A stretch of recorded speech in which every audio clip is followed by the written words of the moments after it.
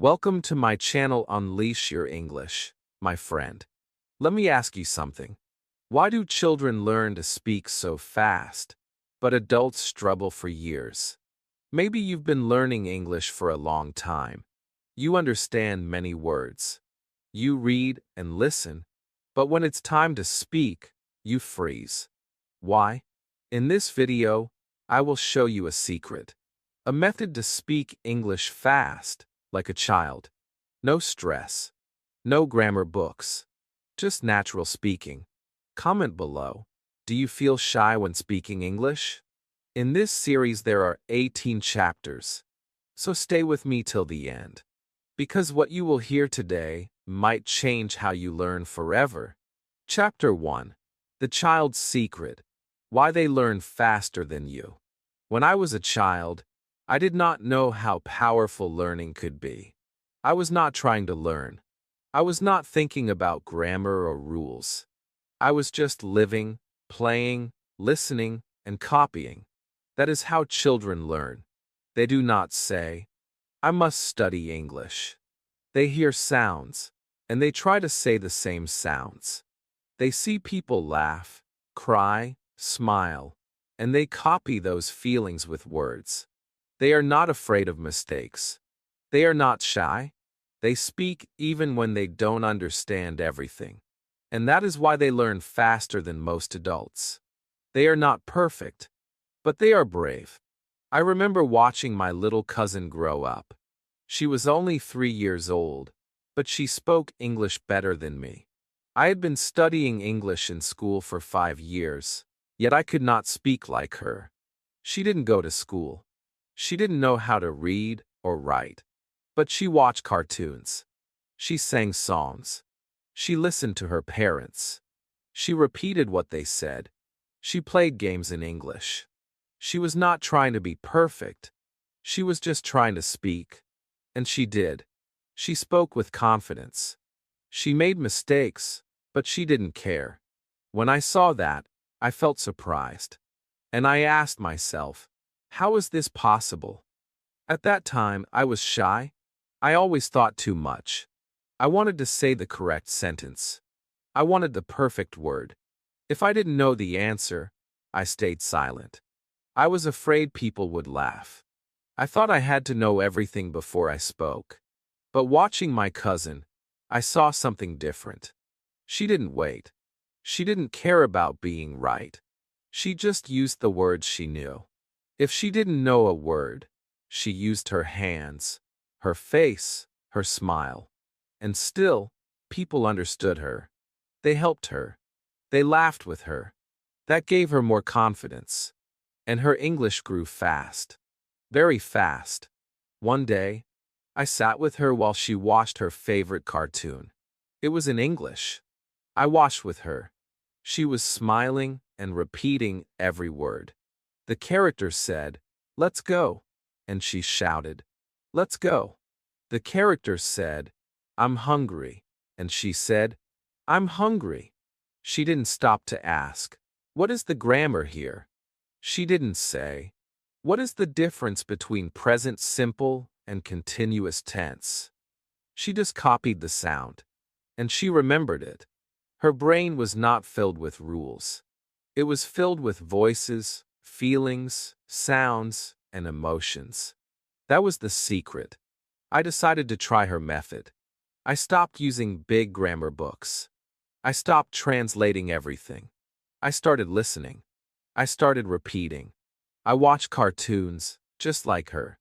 I didn't care if it was for kids. It was in English. It was simple. It was clear. And it made me smile. I listened again and again. When a character said, "What are you doing?" I repeated it. I didn't try to understand every word. I tried to feel it. I copied the voice, the tone, the speed. I became a child again. And for the first time, I felt free. At first, I felt silly. I was an adult watching cartoons, talking to myself, repeating words like a baby. But slowly, I saw the change. My English became smoother. I could say full sentences. I didn't have to think so much. The words came naturally. I stopped being afraid of mistakes. I stopped being shy. I started to speak more, not just in my room, but with real people. And they understood me. They smiled. They helped. I realized that children are not afraid to look silly. They are not afraid to try. That is the real reason they learn faster. They are brave enough to speak with only a few words. Many adults say, I want to speak perfect English. But children say, I want to speak. That is the big difference. If you wait until everything is perfect, you will never speak. Children speak with broken grammar. They mix words. They say funny things. But they enjoy it. They smile while learning. That joy becomes energy. That energy becomes memory. And that memory becomes fluency. We adults must learn from that. We must stop waiting. We must start speaking. Even if we don't have all the words. Even if we make mistakes. The secret is not in the book. It's in the way we learn. I asked my cousin once, how did you learn English? She looked at me and said, from Peppa Pig. And she laughed. That was it. No school, no exam, no grammar test. Just watching, listening, and copying. Her mother said she watched the same episode 30 times. I smiled. That is repetition. That is love. That is how children learn. They don't change methods. They don't search for new apps every day. They stick to one thing, and they enjoy it again and again. Repetition is not boring to them. It's fun. It's safe.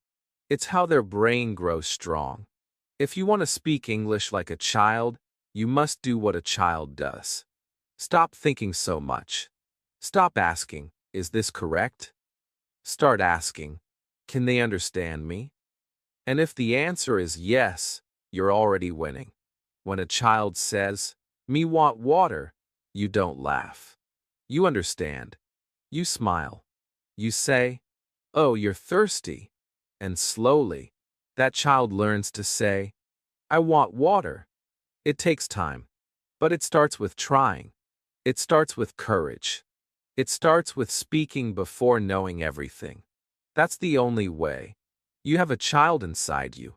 A curious, brave, playful child. That child is still alive. That child wants to learn English. That child doesn't care about mistakes. That child wants to say, look, I can talk. And you can. You really can. But you must allow yourself to learn like a child. You must smile when you make a mistake. You must play with words. You must sing, dance, laugh in English. Not because it's homework, but because it feels good. When I finally let go of fear, everything changed. My words flowed. My mouth relaxed. My heart felt light. I was not trying to be perfect. I was trying to be human. To speak. To connect. And that's what English is for. Communication. Not perfection. My little cousin taught me something I never learned in school. She showed me that love, joy, and bravery are more powerful than any grammar rule. That is the child's secret. So now I ask you, my friend, are you ready to learn like a child?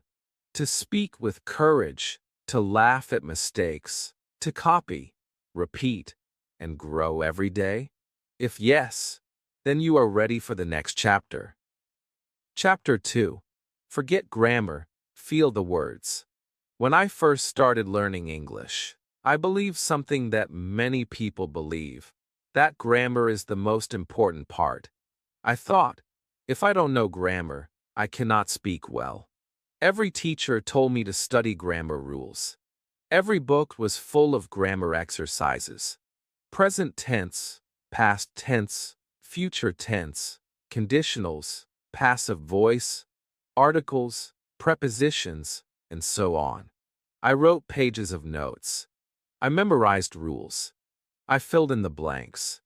But still, I could not speak. I understood the rules, but I was silent. My mouth was closed. My head was full, but my voice was quiet, and I started to wonder why. I remember sitting in my room one night. I opened my notebook and looked at the rules. I read them again, but they didn't help me talk. I knew that he goes is correct and he go is wrong. But when I tried to speak, I forgot everything. I froze. I couldn't say even a simple sentence. I felt confused. I felt sad. I asked myself, if grammar is so important, why can't I speak? That night, I closed my notebook. I took a deep breath, and I made a new promise to myself. I will stop chasing grammar. I will start feeling the words. Children never learn grammar first. They listen. They repeat. They feel the language. They don't ask, is this sentence in the present perfect tense? They just speak. They use what they hear. If they say it wrong, they say it again. They don't study the rule. They feel the rhythm. They feel the sound. And slowly, the grammar comes naturally. Like walking, like breathing, like riding a bicycle. They learn with feeling, not formulas. And that is what I decided to do. I wanted to learn like a child again. So I started watching cartoons. Not to study, but to feel. I picked short videos with simple sentences. I listened with all my heart. I didn't write anything. I didn't pause the video to analyze the sentence structure. I just listened and repeated. I copied the voice, the emotion, the music in the sentence. And something beautiful happened. I started to speak. My tongue moved. My mouth smiled. I didn't care if the sentence was perfect. I only cared if it felt natural. It was a new kind of learning. It was light. It was fun. It was alive. The more I spoke without worrying about grammar, the more I improved. I felt the flow. I remembered real sentences, not grammar rules. For example, I didn't think, this is present continuous tense, subject plus to be plus verb ing. No, I just remembered the sentence. I'm going to school. I said it again and again. I said it while walking. I said it while looking in the mirror. I said it to myself. And after many days, my mouth remembered the sentence. My brain didn't need a rule. It needed repetition with feeling. Some people were surprised. They asked me, don't you need grammar to be correct? And I said, yes, but I want grammar to come naturally, like it does for children. Children hear, I want juice many times. They never sit down to learn subject-verb agreement. They don't need to. Their brain learns from real life, not rules. I wanted that same power. And I discovered something amazing. The more I stopped thinking about grammar, the more natural my sentences became. I didn't try to be correct. I tried to be clear. I tried to be real. One day, I spoke to a tourist in my city. He asked for directions. I helped him. I used simple English. No big grammar words. Just clear, short sentences. And he understood. He said, thank you. Your English is very good. I smiled. I didn't say, wait, I forgot to use the past participle. I just spoke from the heart. And that was enough. That moment taught me a lesson. People don't care if your grammar is perfect. They care if they can understand you. Communication is more important than correctness. I also started writing without checking grammar. I wrote about my day. I wake up. I eat breakfast. I go to work. At first, my sentences were very short. But they were real. They were my sentences. And I felt proud. Then I added more. Today is sunny. I feel happy. I want to go outside. It was not perfect, but it was progress.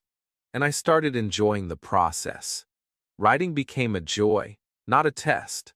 Sometimes I made mistakes. Yes, I said wrong things. Yes, people corrected me. But I didn't feel sad. I felt excited. Because now I knew what to fix. I didn't need a grammar book to tell me. Real life told me. My friends told me. And every time I corrected myself, the sentence became stronger in my memory. I was learning by doing, not just by reading. There was a time when I said, "She go to market." My friend smiled and said, "She goes to the market." I repeated, "She goes to the market." I didn't write it down. I didn't analyze the grammar. I just felt the new sentence. And that was enough. Later that day, I said it again to myself. I saw a woman and whispered, "She goes to the market." I said it the next day too. And now, I always remember it. No grammar rule needed. Just feeling, repetition, and memory. You see, grammar is like the bones inside your body. It gives structure, but nobody sees the bones. What they see is the movement, the smile, the action. Words are like that. Your feelings, your stories, your message. That is what people care about, not the bones.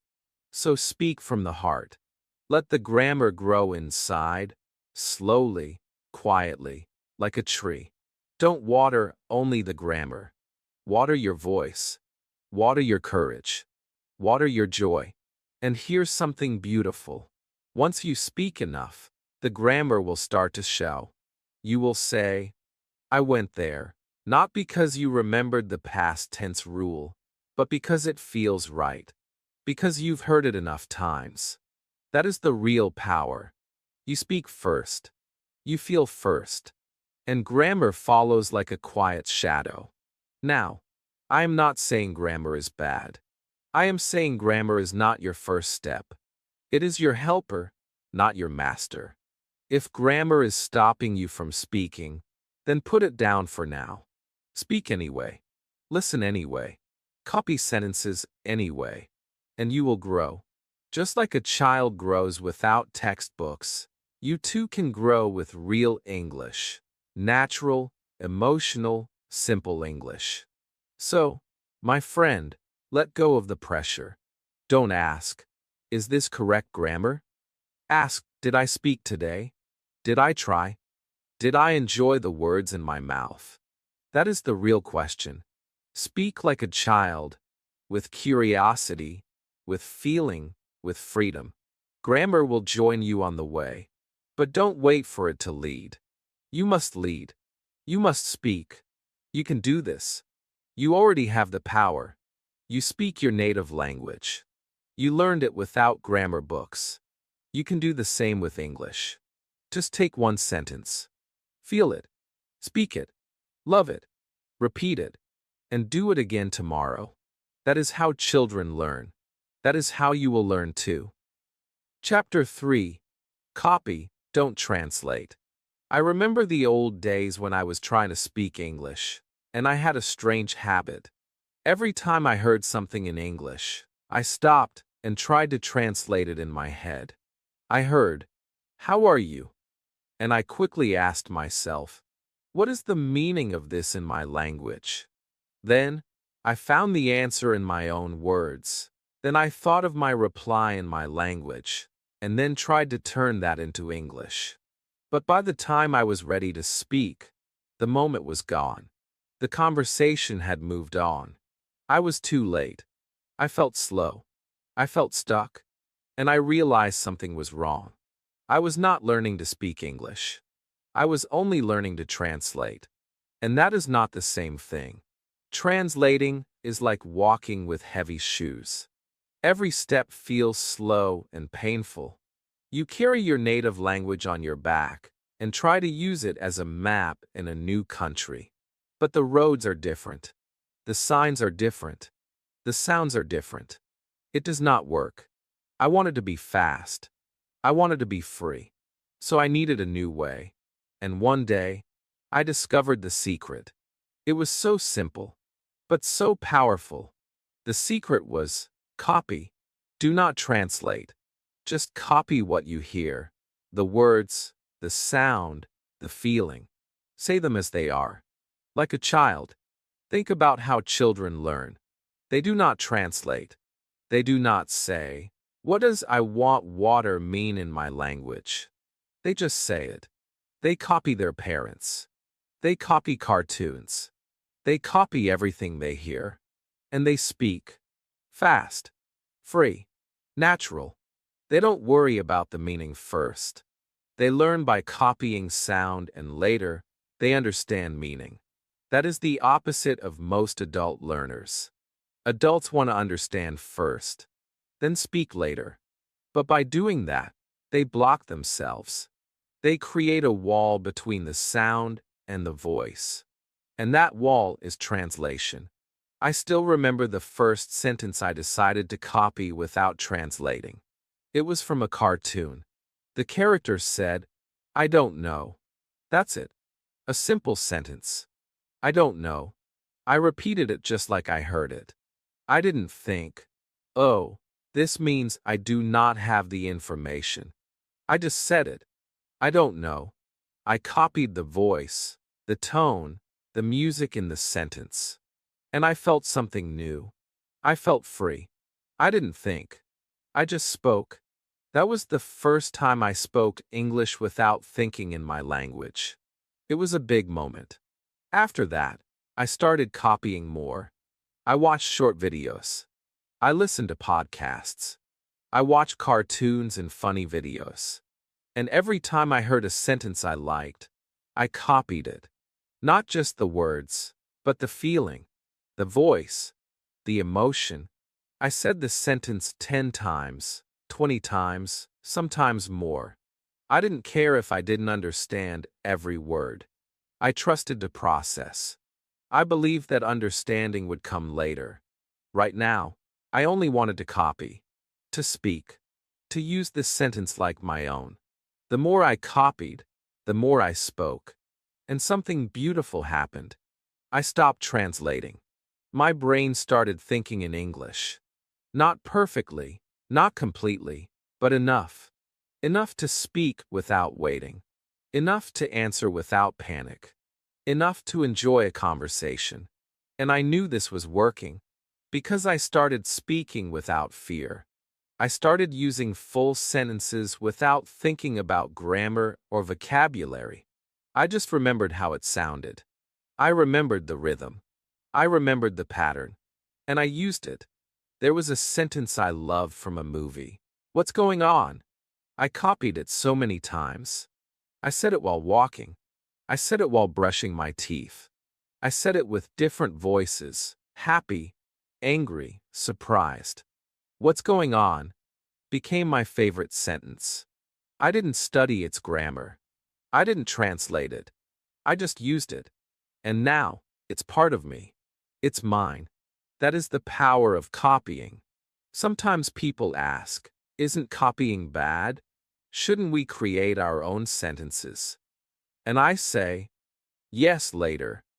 But first, you must learn like a baby. Babies copy their parents' words 1,000 times. That's how they build their voice. That's how they grow. You can't run before you walk.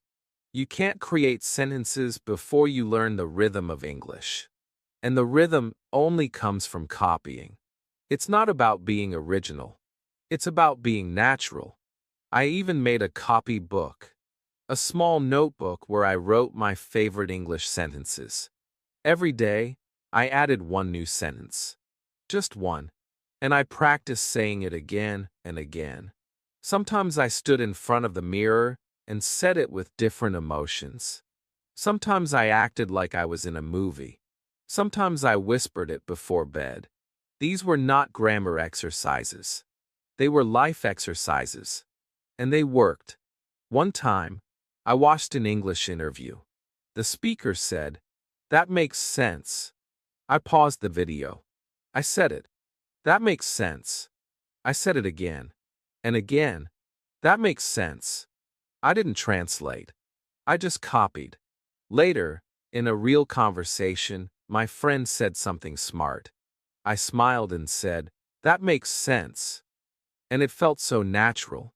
So automatic. I didn't plan it. I didn't build the sentence. It just came out. Like a river flowing. And my friend said, "Wow, your English is getting so good." I smiled and thought, "Thank you, copy method." Copying doesn't mean you don't think. It means you think like a child. You feel the sentence. You wear it like a shirt. You try it on. You move with it. You speak with it. And slowly, it becomes your own. That is how real fluency starts. Not with rules. Not with translation. But with living the sentence. Speaking the sentence. Feeling the sentence. Like it belongs to you. I also used songs to copy. I picked easy English songs with slow words. I sang with them.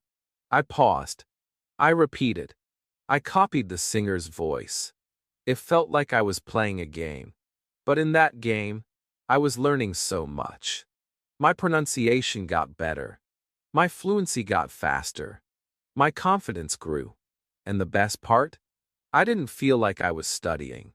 I felt like I was living. If you are still translating everything you hear, stop. You don't need to do that anymore. Start copying. Start repeating. Choose one sentence today and say it 20 times. Copy the voice. Copy the feeling. Don't ask why. Just do it. And tomorrow, choose another sentence. Do this every day, and in 1 month, you will feel the change. You will think less. You will speak more. You will feel proud. My friend, you don't need to speak perfect English. You just need to speak real English. And that real English lives inside sentences. Not grammar books. Not translations. Just copy like a child. And soon, you will speak like one too. Chapter 4. Speak before you understand everything. When I was learning English, I had a big problem. I wanted to understand every word before I opened my mouth. If I heard a sentence and didn't understand one word, I stayed silent. I thought, I cannot speak now. I don't know what this means. I should wait. I should study more first. And so I waited. I waited for the day when I would understand every word. I waited for the day when English would feel easy. But that day never came. Days became weeks. Weeks became months. I was always waiting. And I was not speaking. Then one day, I remembered something simple. I remembered how I learned my first language. I did not understand every word. I was a baby. I was small. I didn't know the meaning of everything my parents said. But still I spoke. I said, "Mama." I said, "Give." I said, "No." I said, "More." I used the words I knew. I made mistakes. But I spoke. A. Indeed, because I spoke, I learned more. My voice became stronger. My mind became faster. I understood more because I spoke more, not the other way around. That memory changed everything for me. I asked myself, why am I waiting to understand everything? Why not start with what I know? So that's what I did. I stopped waiting. I started speaking. Even when I didn't understand the full meaning. Even when I only understood a few words. I used them. I tried. I guessed. I spoke anyway. And it felt like magic. It felt like I was finally free. I remember one moment clearly. I was in a cafe. A tourist walked in and asked the worker something in English. The worker didn't understand. The tourist looked worried. I knew I could help, but I was afraid. What if I don't understand the question? What if I say something wrong? But then I said to myself, just try. Use what you know. So I walked over and said, "Can I help you?" The tourist smiled and asked, "Do you know where the train station is?" I didn't understand the whole sentence, but I heard train station. That was enough. I said, "Yes, go straight. Then right." It was a short answer, not perfect, but it worked. He smiled and said, "Thank you. I helped someone with only a few words." That moment taught me a big lesson. You don't need to understand everything to speak. You just need to understand something. and then speak with courage. Children do this every day. They hear their parents talk about many things. They don't understand every word, but they use the words they know. They copy, they guess, they try, and slowly, they understand more. This is how they grow. They don't wait. They speak first. When I started doing this, my English improved quickly. I joined an English-speaking group. At first, I understood only 50% of what people were saying, sometimes less. But I listened. I smiled. I said simple things like, "Yes, I agree," or "I like that," or "I don't know." When someone said a long sentence, I picked one word I knew, like school or movie, and replied, "I like school too," or "Yes, I saw that movie." Was it perfect? No. But was it communication? Yes. The more I spoke, the more confident I felt. I didn't need to understand every single word. I just needed to keep going. I learned to focus on the words I knew, not the ones I didn't. That's what children do. When a child hears, "Do you want some juice?" For the first time, they don't understand everything. But maybe they know the word juice. So they say, "Juice, yes." That's enough. They get the juice. They get the experience. And next time, they understand more. I also realized that full understanding comes slowly. If you wait for perfect understanding, you might never speak. But if you speak now, you will understand more tomorrow. Speaking brings understanding. It brings confidence. It brings real progress. So I changed my mindset. I said to myself every day, "I will speak today, even if I don't understand everything, even if I make mistakes. I will speak." At home, I practiced speaking with small words. I looked at objects and said their names in English. Chair, table, light. Then I made short sentences. This is a chair. I see the table. The light is bright. I didn't need to translate. I didn't need to understand deep grammar. I just needed to speak. And it worked. My brain started to build new roads, English roads. Not translation roads. Not fear roads. Just English roads made of sound and feeling. Sometimes, I listened to English songs. I didn't understand all the lyrics. But I sang anyway. I repeated the lines I liked. "I'm walking on sunshine." I didn't stop and say, "Wait, what does this mean?" I just sang. I felt the words. And slowly, I began to understand. The meaning became clear after I said the words many times. Not before. The magic is this: speaking leads to meaning, not the other way around. If you are waiting to speak until your English is perfect, you are doing the opposite of what children do. They speak first. They understand later. And they never stop. They speak with hands, with eyes, with smiles, with heart. You can do the same. You don't need a full vocabulary. You don't need to be ready. You are already ready. Start with what you know. Use the small words. Repeat them often. Make small sentences. Use them in real life. Don't worry if you don't understand every word in a movie or a conversation. Focus on what you do understand. Respond with what you know. Guess if you have to. It's okay. Every mistake is a step forward. Every sentence is a seed. If you plant it today, it will grow tomorrow. One day, I watched a video where a teacher said, "Speak before you are ready. Speak before you understand." That line stayed with me forever. It became my new rule. Because it worked. I spoke early. I spoke wrong. But I spoke. And now I speak well. I understand more. I feel confident. Not because I waited, but because I began before I was ready. My friend, you don't have to wait either. You don't have to be perfect. You just have to begin. Start small. Speak today. Don't hide behind grammar books. Don't hide behind fear. Let your voice out.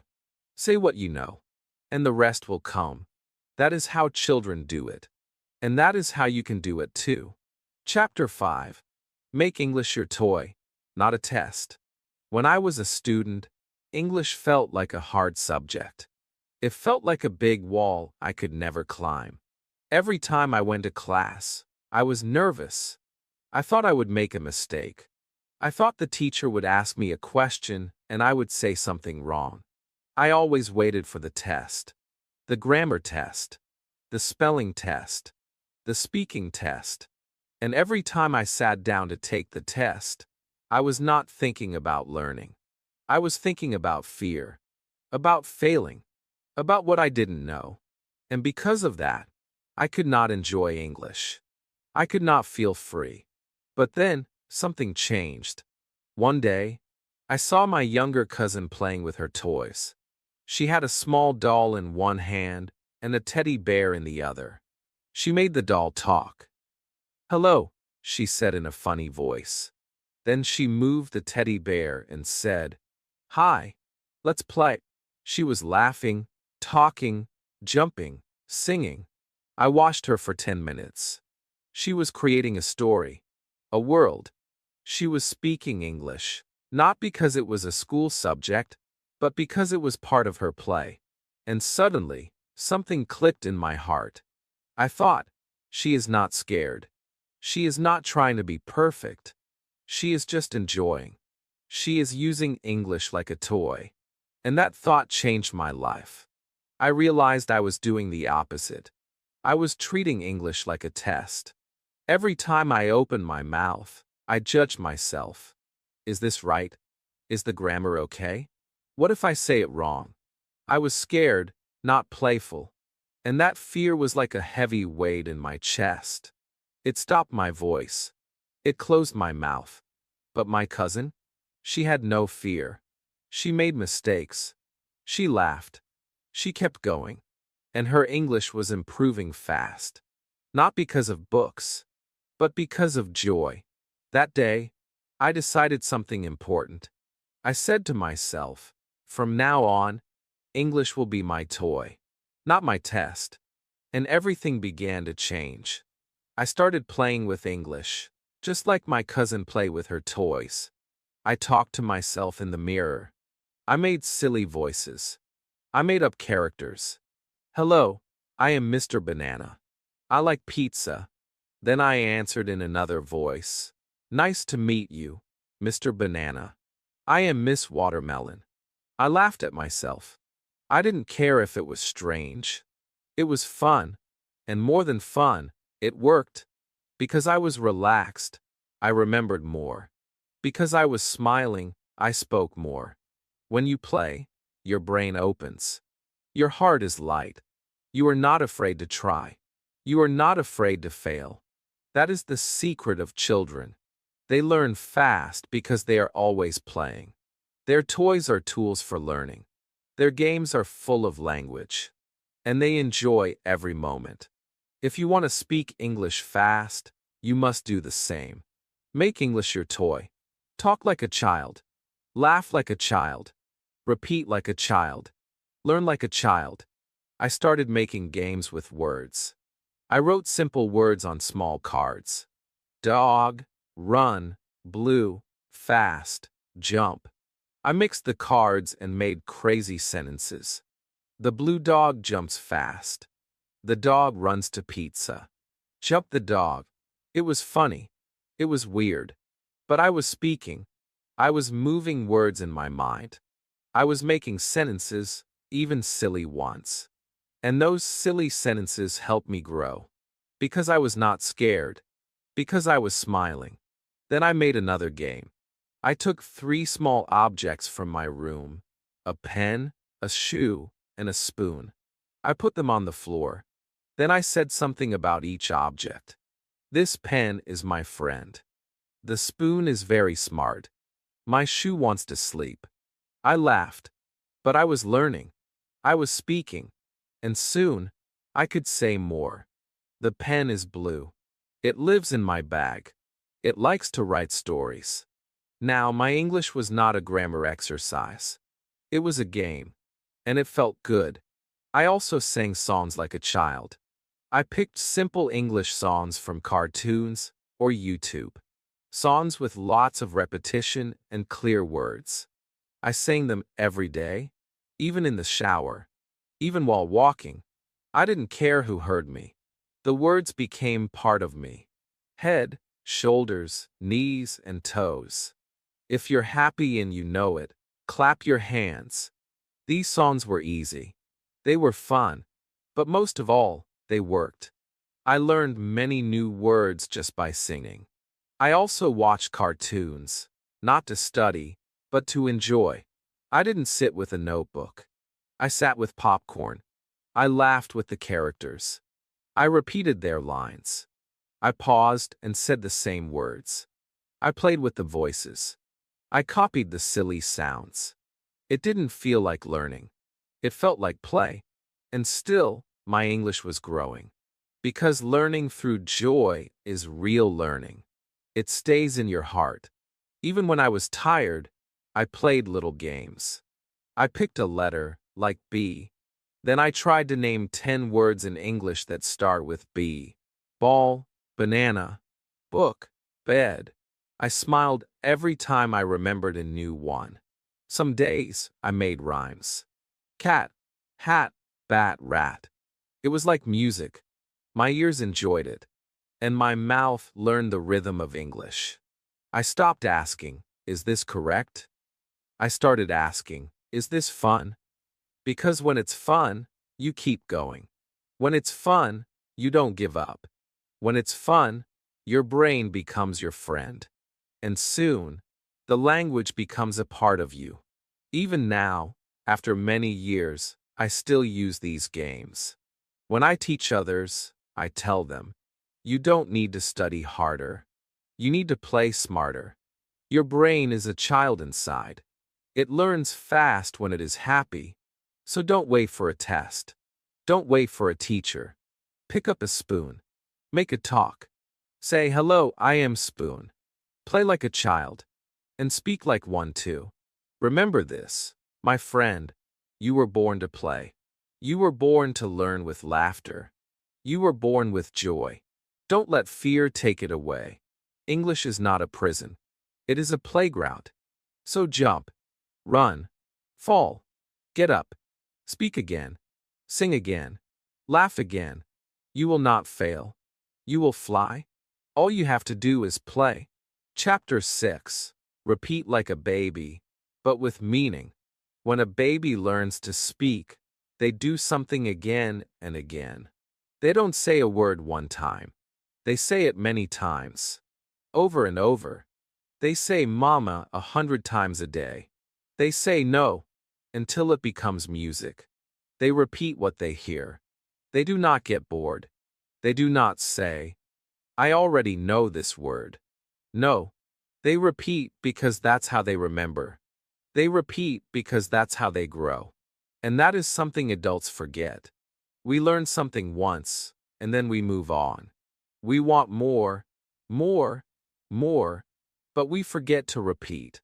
When I realized this, I changed everything. I looked back at my English journey. I had learned many words, but I forgot them quickly. I had studied many grammar rules, but I couldn't use them when I spoke. I understood them in my notebook, but not in my mouth. My problem was not learning. My problem was remembering. And the solution was repetition. Not boring repetition. Not fast, lazy repetition. But slow, loving, baby-like repetition. Repetition with meaning. Repetition with joy. I thought of my little cousin again. When she learned the word ball, she didn't just say it once. She said it every time she saw it. Ball, she shouted. She picked it up and said ball. She threw it, caught it, hugged it. And every time she spoke, she said ball. And now, that word will never leave her. It is part of her forever. She owns it. She owns the sound, the picture, the action, and the feeling. That is the power of baby repetition. So I began doing the same with English. I picked simple sentences. Not too long. Not too hard. Just clear, daily sentences. Like, how are you? Or, I'm hungry. Or, this is my book. I repeated them again and again. I didn't just say the sentence. I felt the sentence. I used it in my life. When I saw my reflection, I said, how are you? When I opened my notebook, I said, this is my book. When I felt hungry, I didn't just say it in my native language. I said, I'm hungry. Every time. Over and over. And it worked. I didn't learn 100 sentences a day. I learned one sentence 100 times. That was my secret. I wanted each sentence to become mine. Not just a sentence in a book, but a part of my thinking. I wanted it to live in my mind, my heart, my body. I wanted to speak it without effort. And the only way to do that was through repetition. Baby-style repetition. Not once, not twice, but many, many times. Until it became part of me. Some people say, I want to learn fast. And I say, then slow down. Because if you go too fast, you forget.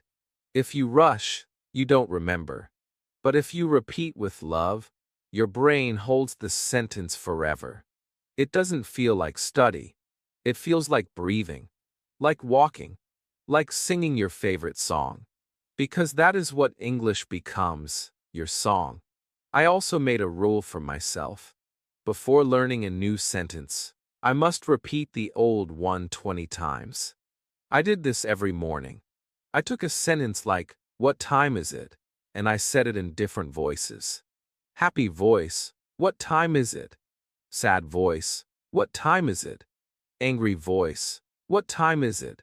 Slow voice, fast voice, sleepy voice, funny voice. I was playing. I was acting. But I was also learning deeply. That sentence became strong in my brain. Then I made another rule. I would use the same sentence in 5 different situations. For example, with I'm tired, I said it in the morning, at school, at home, on the bus, and before sleep. I whispered it. I sang it. I wrote it. I looked in the mirror and said, I'm tired. And suddenly, it became real. It had meaning. It had memory. It had feeling. It was no longer just a sentence. It was a friend. Sometimes people asked me, why are you repeating the same thing? I smiled and said, because I want to own it. When you repeat something with love, with real attention, it becomes yours. You don't forget it. You use it in real life. And when you use it, your confidence grows. That's what happened to me. I became confident not because I knew everything, but because I repeated what I knew. I also repeated while moving. I walked in circles and said, it's raining. I opened the window and said, it's cold. I picked up my pencil and said, this is my pencil. I wasn't just speaking. I was connecting my voice to the world around me.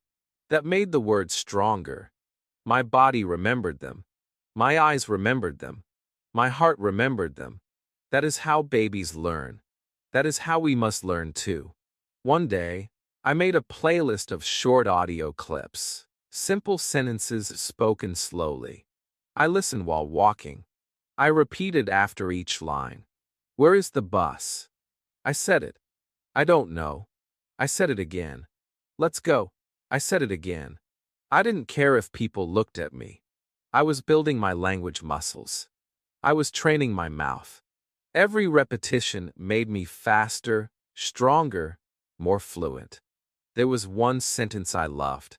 I'm learning English. I said it every day. I said it when I woke up. I said it when I felt tired. I said it when I made a mistake. I'm learning English. It gave me hope. It reminded me of my journey. It reminded me that it's okay to be slow, to repeat, to try again. That sentence became like a song inside me. A peaceful song. A powerful song. So my friend, don't try to be fast. Try to be deep. Pick one sentence. Speak it 50 times. Speak it with your eyes. Speak it with your hands. Speak it with love. Repeat it until it becomes part of you. That is the child's way. And it works. It always works. Repetition is not boring. It is beautiful. It is the rhythm of learning. It is the heartbeat of progress. Babies repeat because they are building their voice. You are doing the same. So repeat like a baby. But do it with meaning, with feeling, with joy. Say it again, and again, and again, because one day you will say it, and it will feel easy. It will feel natural. It will feel like your own voice. And in that moment, you will smile. You will know, yes, I am becoming fluent. Chapter 7. Talk to yourself like a child does. There is something magical that children do all the time. They talk to themselves. They speak out loud even when no one is listening. They walk around the house and say, I'm a superhero, or my car is flying, or I eat the cookie. Their little voices fill the air. They laugh. They imagine. They repeat. They create little stories with their toys, their hands, their socks, their pencils. Everything becomes part of their world. And through this play, they speak. Again and again. They don't need a class. They don't need an audience. They just speak. To themselves. For fun. And that is how they learn so fast. I remember one day, I watched my cousin play with her toy kitchen. She was alone in her room, but her voice was full of life. Now we make soup, she said. Add carrots. Stir, stir, stir. Then she turned to her teddy bear. Do you like it? She made a small bear voice. Yes, I do. It's yummy. I stood at the door and listened. She was speaking full English sentences. She was practicing conversation. And she was doing it all by herself. No teacher. No partner. Just imagination, repetition, and fun. That moment opened my eyes. I thought, why can't I do that? At first, it felt strange. I was an adult. I thought, will I look silly if I talk to myself in English? But then I remembered something. I already talked to myself in my own language. When I feel angry, I say, why did I do that? When I am tired, I say, I need to rest. When I feel nervous, I whisper, it's going to be okay. These small, quiet sentences are a part of life. So why not do it in English? Why not take that voice inside me and turn it into my daily English teacher? So I began, slowly, in my room, alone. I looked at the mirror and said, good morning. I smiled at myself and said, how are you? Then I laughed. It felt funny at first, but also fun. Then I answered, I'm fine. Thank you. And you? I kept going. It's a nice day. I want to go outside. But I have to study. The words were simple, but they were real. I was using English. Not in a test. Not in a class. Just in my real life. And that made it powerful. Every day, I started talking to myself more. When I made tea, I said, I'm making tea. When I sat down, I said, let's start work. When I was bored, I said, I need a break. These were not big, fancy sentences, but they were real. They were natural. I was building the habit of speaking without waiting for someone else. I was giving myself permission to speak. And my mouth started to move more easily. My tongue started to trust the sounds. I stopped thinking too much. I just spoke. I also played little games with myself. I picked an object, like my phone, and described it in English. This is my phone. It is black. It is old. I use it every day. Then I picked another thing, my shoes. These are my shoes. They are white. They are dirty. I like them. It became a daily practice.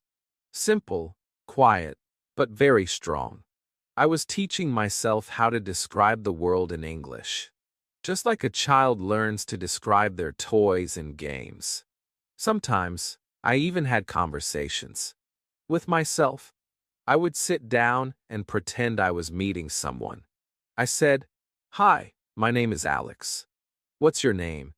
Then I answered as the other person. "My name is Sarah. Nice to meet you." I smiled. I nodded. I kept the conversation going. "Where are you from?" "I'm from Pakistan." "And you?" "I'm from Brazil." It was all pretend, but it helped me practice. My words became smoother. My fear became smaller. One of the best times to talk to myself was while walking. I would walk down the street and describe what I saw. There is a dog. The sky is blue.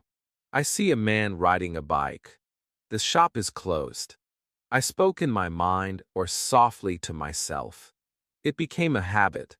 I was speaking English without a book, without pressure. Just like a child who sees something and says, "Look, a car." My brain started to think in English. I didn't need to translate.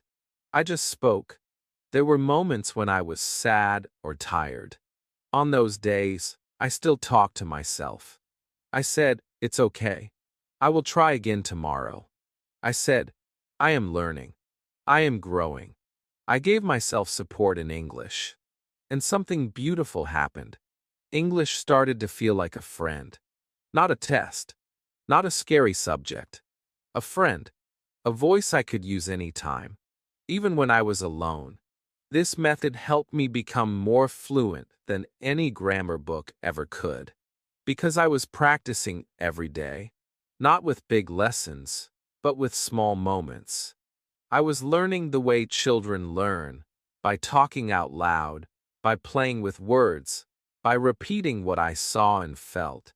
I didn't need to be perfect. I just needed to speak. And the more I spoke to myself, the more confident I became when speaking to others. Now I tell all my students, talk to yourself. Talk while cooking. Talk while cleaning. Talk while getting dressed. Say the names of objects. Say what you are doing. I am brushing my teeth. I am closing the window. I need water. These small sentences build strong skills. They teach you how to think in English. They teach your brain to use English naturally. It's okay if you feel silly at first. That means you are doing something new. Something brave. Something powerful. Children feel no shame. They speak. They make mistakes. They laugh. And they grow. You can do the same. You don't need a classroom. You don't need a partner. You only need your voice. And your voice is always with you. So, my friend, start today. Look around your room. Pick one object. Say something about it in English. Then pick another. Say what you are doing. Say what you want. Say how you feel. I am tired. I want tea. I am happy. These are the words of real life. These are the words that will make you fluent. Speak them every day. Talk to yourself like a child.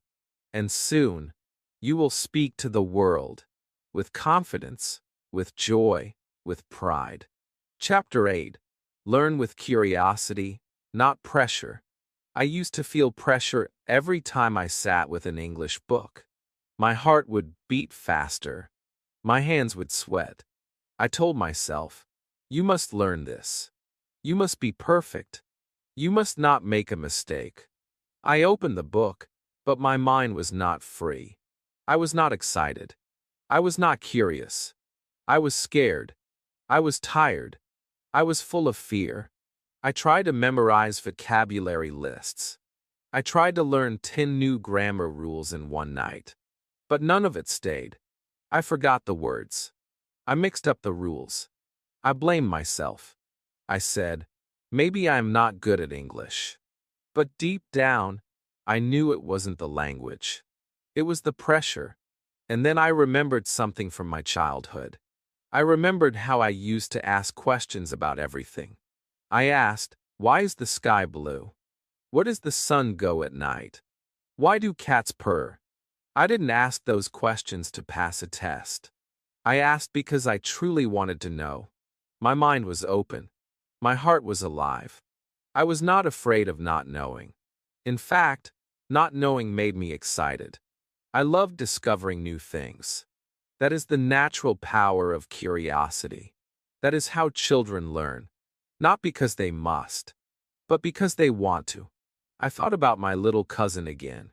She would ask questions all day. What is this? What does that mean? Why did she say that?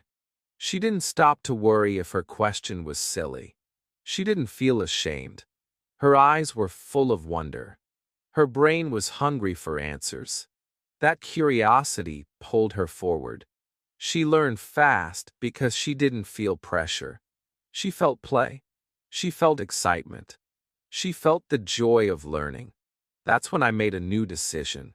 I said to myself, from now on, I will learn with curiosity, not pressure. I closed my heavy grammar books. I stopped counting how many words I had to learn each day. I stopped measuring myself with other people. I returned to the child version of me, the curious me, the one who asks why, the one who loves the small discoveries, the one who finds joy in the journey. I started asking new kinds of questions, not test questions, but real, curious ones. Like, why do English speakers say, I'm on the bus and not in the bus? Or, why is read spelled the same in present and past? These questions didn't make me panic. They made me curious. They made me want to explore. I watched videos. I asked teachers. I looked in simple books. And I enjoyed it. The answers stayed with me because I was interested, not forced. Every time I watched a new video or heard a new word, I didn't rush to memorize. I said, what does that mean? I repeated the word. I played with it. I used it in a silly sentence. I laughed. Elephant. The elephant is in my backpack. It was nonsense, but it helped me remember. I was learning like a child, with play, with questions, with laughter. I didn't feel tired. I felt alive. When you learn with pressure, you say things like, I must remember this word, or I will fail. But when you learn with curiosity, you say, this word is new. How interesting. When you learn with pressure, you think about the test. When you learn with curiosity, you think about the adventure. An adventure is a much better teacher than fear. I also began to explore topics I loved in English. I love animals. So I searched for easy English videos about animals. I listened to short stories about dogs, birds, and dolphins. I learned words like feathers, bark, whistle, hunt, and I didn't even try to memorize. The words stuck because I wanted to know them. I felt like a child at the zoo, wide-eyed, full of questions, and excited for answers. Sometimes I watched a cartoon scene again and again, not because I had to, but because I liked it. I asked myself, why do they use that word? I repeated the sentence out loud. What are you doing? I'm just looking. Let's go. These lines were simple, but full of energy. I wasn't thinking about grammar. I was thinking about how the characters felt. I was learning with my heart, not just my head. I also started collecting words like treasures. If I heard a word I liked, I wrote it in a small notebook. Not 50 words, just 1 or 2 each day. I didn't write the definition. I wrote a funny sentence. Something personal. Something real. Like, today I feel sleepy. I love the word sleepy. And later I added a drawing. A picture of me yawning. That made the word mine. It made it emotional. And emotional words stay forever. My English started to grow again. Not because I worked harder, but because I enjoyed it more. When I made mistakes, I didn't say, "Oh no, I'm so bad." I said, "Interesting. I wonder why that happened." I turned my mistake into a question. I turned confusion into curiosity. And that made me fearless.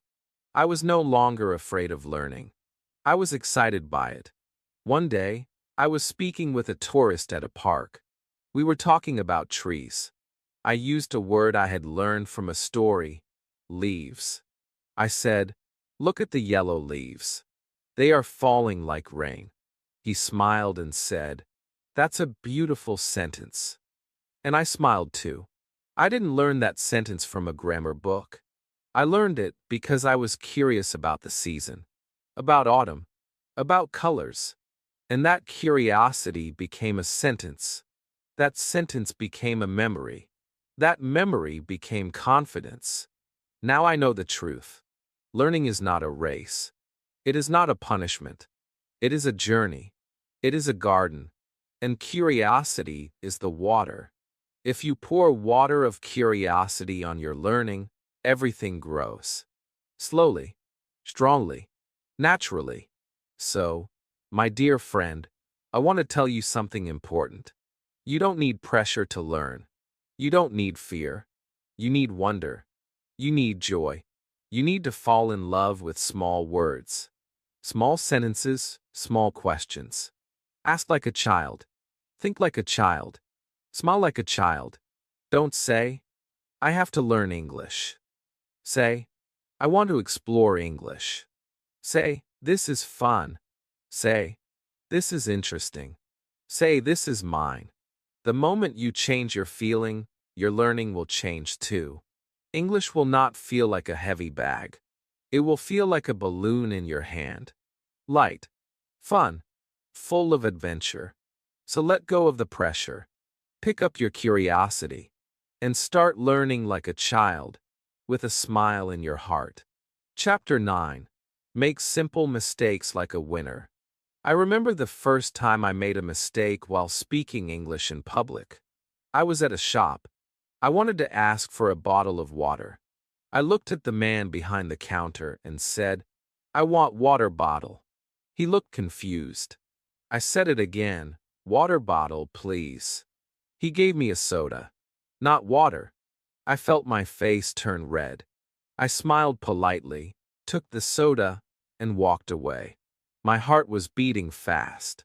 I felt ashamed. I wanted to disappear. I said to myself, "Why can't I speak correctly? Why did I say it wrong?" That mistake stayed in my mind for many days. But now, when I think about it, I smile. Because that mistake was one of the most important steps in my journey. That mistake was my teacher. You see, children make mistakes all the time. They say, "I goed there," instead of "I went there." They say, "She eated my cookie," instead of "she ate it." But do they stop speaking? No. Do they cry and say, "I'm not smart enough"? No. They just laugh and try again. Their parents correct them gently. Their friends repeat the right sentence. And they learn, not from books, from life, from trying, from doing, from getting it wrong again and again. That's how winners learn, by making simple mistakes and moving forward. When I realized this, my whole attitude changed. I stopped being afraid of mistakes. I started making them on purpose. Yes, on purpose. I spoke more. I wrote more. I made videos of myself speaking. I didn't try to sound perfect. I tried to sound alive. And when I said something wrong, I didn't hide. I said, "Oops, that was a mistake." Then I laughed. Then I said it again, the right way. And just like that, the fear started to leave me. There is a kind of power in making mistakes. A secret power. Every time you make a mistake and don't quit, your confidence grows. Every time you say the wrong word and keep going, your brain becomes stronger. Every time you hear someone correct you kindly, you learn twice as fast. Mistakes are not the enemy. Silence is the enemy. Not trying is the enemy. But mistakes? Mistakes are your friends. They are like small lights on your path. They show you where to go next. I remember one day, I was speaking with a friend. I wanted to say, I'm bored. But I said, I'm boring. My friend laughed. I laughed too. Then he explained the difference. If you say, I'm boring, it means other people don't like to talk to you. I was shocked. We laughed even harder. But guess what? I never made that mistake again. I learned that one word. And I learned it deeply because of one simple mistake. If I had stayed quiet, I would never have learned it. Another time, I wrote a short message to my teacher. I wanted to say, I'm looking forward to the next class. But I wrote, I look forward the next class. She replied kindly. She corrected it. I thanked her. And now, I always remember. Look forward to needs too. Not because I studied grammar rules, but because I used the sentence in real life and got it slightly wrong. That's how real learning happens. When children fall while learning to walk, do we say, oh no, stop trying? No, we cheer, we clap, we say, try again. They stand up, fall again, and try again. And then one day they walk. Then they run. The same thing is true for English. You will say the wrong sentence. You will spell something wrong. You will forget a word. But each time you try again, you are closer to fluency, closer to freedom. I started calling my mistakes my little trophies. Every time I made one, I said, great, another step forward. I even wrote them down. I kept a mistake journal, not to feel bad, but to remember what I learned. I wrote things like, today I said, I can do it, but it should be I can do it. Then I made a sentence with the correct form. I can do it every day. That journal became my treasure. Not because it was perfect, but because it was honest. You don't need to be perfect. You need to be brave. You need to speak anyway. Write anyway. Try anyway. Make mistakes and smile. Make mistakes and learn. That's how children do it. That's how winners do it. When you stop fearing mistakes, English becomes fun. It becomes a game. A game where every error is a clue, a gift, a lesson. One day I asked my English teacher, how can I speak fluently? She smiled and said, make 100 mistakes. Then you'll speak well. At first, I didn't understand. But later, I realized, fluency is not about knowing everything. It's about practicing, failing, learning, and trying again. It's about speaking when you're not ready. It's about using the language, not waiting to be perfect. So now, I challenge myself, and I challenge you. Make simple mistakes every day. Speak without fear. Write without shame. Use new words, even if you're not sure. Start sentences, even if you forget how to finish them. Let your mouth be faster than your brain. Let your heart be louder than your fear. Because fluency is not born in perfection. It is born in the courage to speak again and again. And always remember, the people who laugh at your mistakes are not your real friends. But the people who help you, who correct you gently, who smile and support you, those are the ones who want to see you grow. Keep them close. Learn with them. Learn with love. You don't need to hide your mistakes. Wear them with pride. They are your proof that you are trying. They are your story. They are your strength. Even native speakers make mistakes. Everyone does. It's normal. It's human. So be kind to yourself. Speak. Fail. Learn. Repeat. Today, I can speak English with confidence. Not because I was always right, but because I was never afraid to be wrong. My mistakes were my teachers. My teachers became my memories. My memories became my language. And my language became my voice. And your voice is waiting too. Just open your mouth. Make a mistake. And win. Chapter 10. Use cartoons and stories, like a child does. When I was a child, I loved stories. Not just reading them, but listening to them, watching them, living inside them. I didn't care about the rules or the grammar. I only cared about what happened next.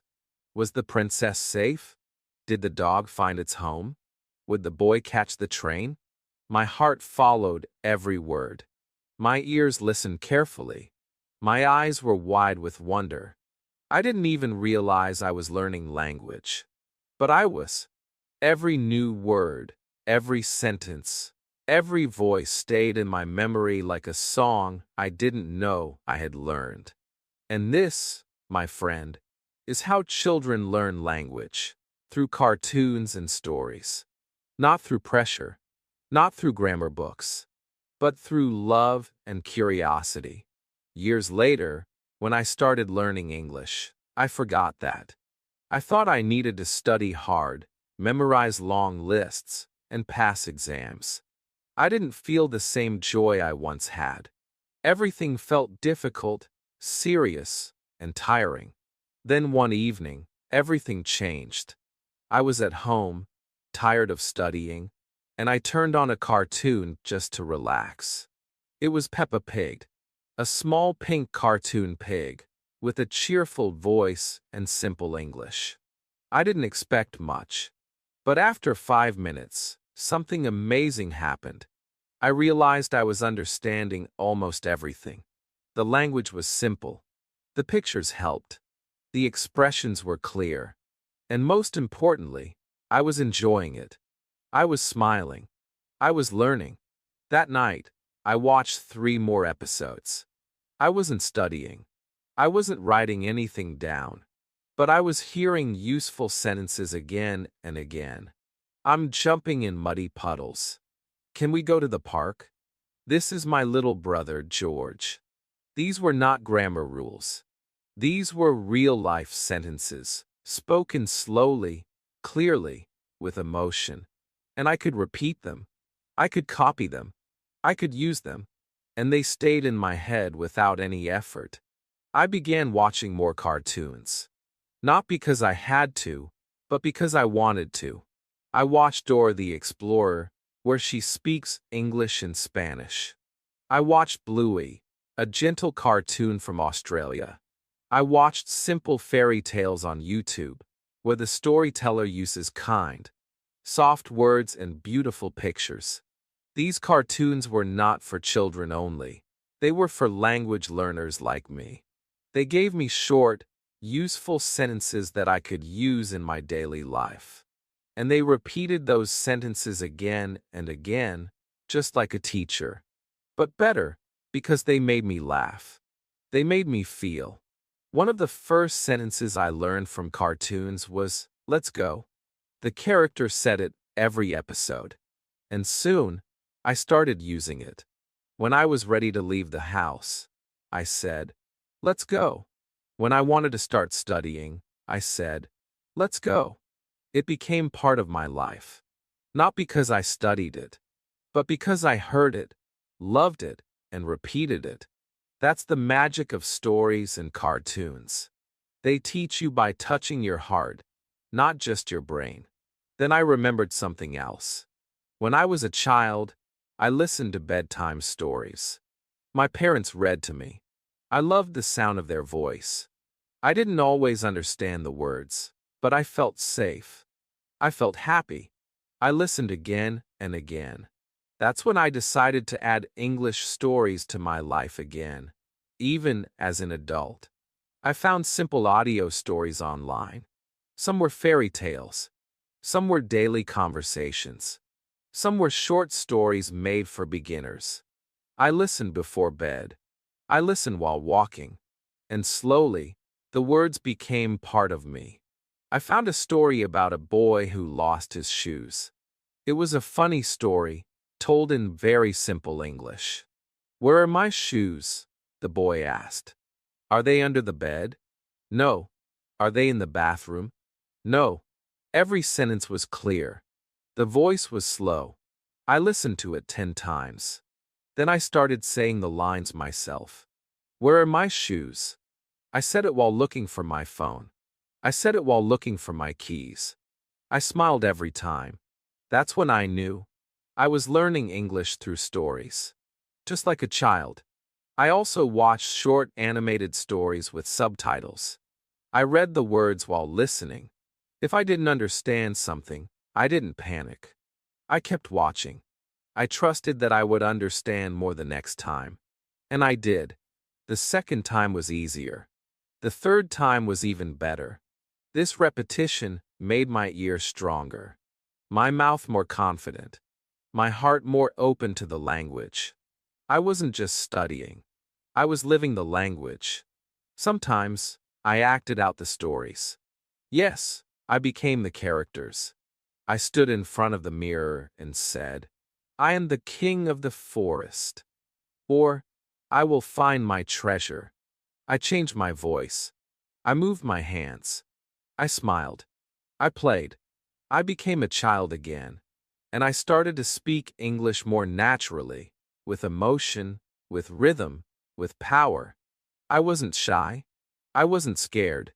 Because when you play with language, it becomes your friend. Cartoons and stories also taught me something deeper: feelings. In textbooks, you learn words like angry, happy, or sad. But in cartoons, you see the faces. You hear the voices. You feel the feeling. When a character says, "I'm so excited," you understand not just the meaning, but the emotion. That helps you speak with feeling too. You don't just say the words. You feel them. And when you feel them, people listen. I always tell my friends, if you want to learn English like a child, use what children use. Watch cartoons. Listen to stories. Repeat the lines. Copy the voices. Smile. Laugh. Cry. Imagine. Don't just learn English. Live in English. Because language is not a subject. It's a world. And that world opens its arms to you when you walk in with wonder. Now, when I speak English, I feel like I'm telling a story. I don't worry about being perfect. I think of all the characters I've listened to, all the stories I've heard, all the lines I've repeated. They are my teachers, my helpers, my friends, and they will be yours too, if you let them. So my dear friend, if you are tired of heavy books, if you feel lost in grammar, close the book for a moment. Open a cartoon. Play a story. Let your heart listen. Let your mind rest. Let your voice play. That's how children learn. And that's how you will learn too. Not through fear, but through story. Chapter 11. One word. Many sentences, just like a child learns. When a child learns a new word, they don't use it just once. They use it again and again in many different ways. If a child learns the word ball, they don't say it one time and move on. They say, "This is my ball. I want the ball. The ball is red. Throw the ball. Catch the ball. I lost my ball." They play with the word like it's a toy. They use it in every situation they can. They test it. They stretch it. They live with it. And because they use one word in many sentences, they never forget it. It becomes a part of them. They don't just know the word. They own it. That's something I wish I had understood earlier in my English journey. For a long time, I tried to learn too many words too quickly. I made long lists, 10 new words every day. But after a few days, I forgot most of them. I didn't use them. I didn't touch them. They stayed on the paper, not in my mouth. I was collecting words, not using them. And because of that, I was always starting over, always forgetting, always feeling like I was behind. I had a full notebook, but an empty voice. Then I remembered how children learn. I remembered my little cousin when she learned the word cat. That word became her favorite. Every time she saw a cat, she shouted, "Cat!" She said, "The cat is sleeping. The cat is eating. I like the cat." She even pointed to a tiger in a book and said, "Big cat." She used that one word in so many ways, and I saw how strong it became in her memory. That was her superpower. One word, many sentences. So I decided to try the same thing. I picked one simple word. Book. I said, "This is a book." Then I added more. "I like this book. This book is mine. The book is on the table. I read this book every night. Give me that book, please." I made 10 sentences with just one word, and I repeated them out loud. I acted them. I used different voices. I pointed to a real book while speaking. It was fun. It felt like play, but it was also real learning. That one word became my best friend for a whole day. I used it while talking to myself, while writing in my journal, even while brushing my teeth. And because I used it in many different ways, I didn't forget it. I didn't need to study it again the next day. It was already inside me. That's when I discovered the power of deep learning, not wide learning, not more and more words, but fewer words used more deeply, more often, in real life. I started doing this every day. One word, many sentences. For example, I picked the word pen. I said, "This is my pen. The pen is black. I write with a pen. I lost my pen. Can I borrow your pen?" Then I acted it. I held my pen in my hand. I pointed at it. I touched it. I smiled at it. I became a child again, learning not from memory, but from action, from feeling, from using. Sometimes I did this while walking. I looked around and picked something I saw: a car, a tree, a cup, a bird. Then I made sentences with that word. The tree is tall. I like this tree. This tree has green leaves. I sit near the tree. Every word became a new friend. And the more sentences I made, the more confident I felt. I wasn't just learning vocabulary. I was learning to speak. I also started writing short paragraphs using my word of the day. For example, I picked the word apple. I wrote, "I have an apple. The apple is red. I eat the apple. It tastes good. My friend gives me an apple. We like apples." It was short. It was simple, but it was powerful. I was building my English one word at a time, one small step, one strong brick, one real sentence. This method helped me speak without thinking too much. When I wanted to say something, I didn't have to search for the word. It was already in my mouth. It was already trained, because I had used it many times, in many ways, in many feelings. That's what children do, and that's what makes them fluent so fast. One of my favorite words to play with was want. I made so many sentences. I want tea. I want to sleep. I want to learn English. Do you want to come with me? What do you want? That small word became my bridge to so many conversations. I didn't need fancy vocabulary. I just needed to use simple words in many different ways. When I started teaching others, I shared this method. I told them, don't learn 20 words in one day. Learn one word in 20 ways. Touch the word. Use it. Speak it. Play with it. That's how a child learns. And that's how you should learn too. Because fluency is not about knowing many words. It's about knowing how to use the words you have, again and again. Even now, I do this with new words. If I learn rain, I say, it is raining. I like rain. The rain is heavy. I hear the rain. Look at the rain. I connect the word to my life. I connect it to the sky, to the window, to my memories. And it stays. It becomes part of my story. So if you feel stuck in your English, stop chasing more. Start using what you already know. Take one word. Make many sentences. Use your room. Use your voice. Use your smile. Speak like a child. Learn like a child. And you will grow like one. You don't need a dictionary full of words. You need a mouth full of sentences. Sentences that are simple. Sentences that are real. Sentences that come from your daily life. From your kitchen. From your bedroom. From your walk to school. That's where English lives. That's where fluency grows. So today, pick one word. Any word. Say it in 5 sentences. Then say it in 5 more.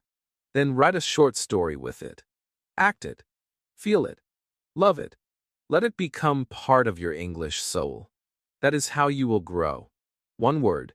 Many sentences. Just like a child. Chapter 12. Daily routine words are gold. Every morning, you wake up. You open your eyes. You stretch your arms.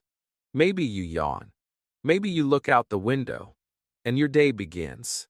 You brush your teeth. You drink water. You eat breakfast. You get dressed. You do these things every day, over and over. They are part of your life. They are simple. They are quiet. But they are gold, because they give you the most powerful words for speaking English naturally. Not big, difficult words, but small words. Real words. Words you use every morning, every afternoon, every night. And those words, the words of your daily routine, are the foundation of real fluency. Children don't start by learning big academic words. They don't begin with business English or long grammar lessons. They begin with life, with things they touch, see, hear, do, eat, sleep, play, brush, come, go, open, close, give, take. These are the words that live in their hands, in their mouths, in their little stories. They say things like, I want juice. I don't like this. It's hot. I'm sleepy. Let's go. These short, clear sentences come from real life. And they use them many times a day. That is why children learn fast. Not because they are smarter, but because they use daily words every day. I didn't understand this in the beginning. I thought I had to learn difficult vocabulary to sound smart. I studied words like responsibility, environment, technology, globalization. But when someone asked me, "Did you eat lunch?" I didn't know how to answer. I could explain climate change, but I couldn't say, "I'm hungry." That's when I realized I had skipped the gold. I had skipped the words that build the real voice. The daily voice. The human voice. So I started over. I picked one day, a normal day, and I wrote down everything I did. In English. From morning to night. I wake up. I make my bed. I go to the bathroom. I brush my teeth. I wash my face. I drink water.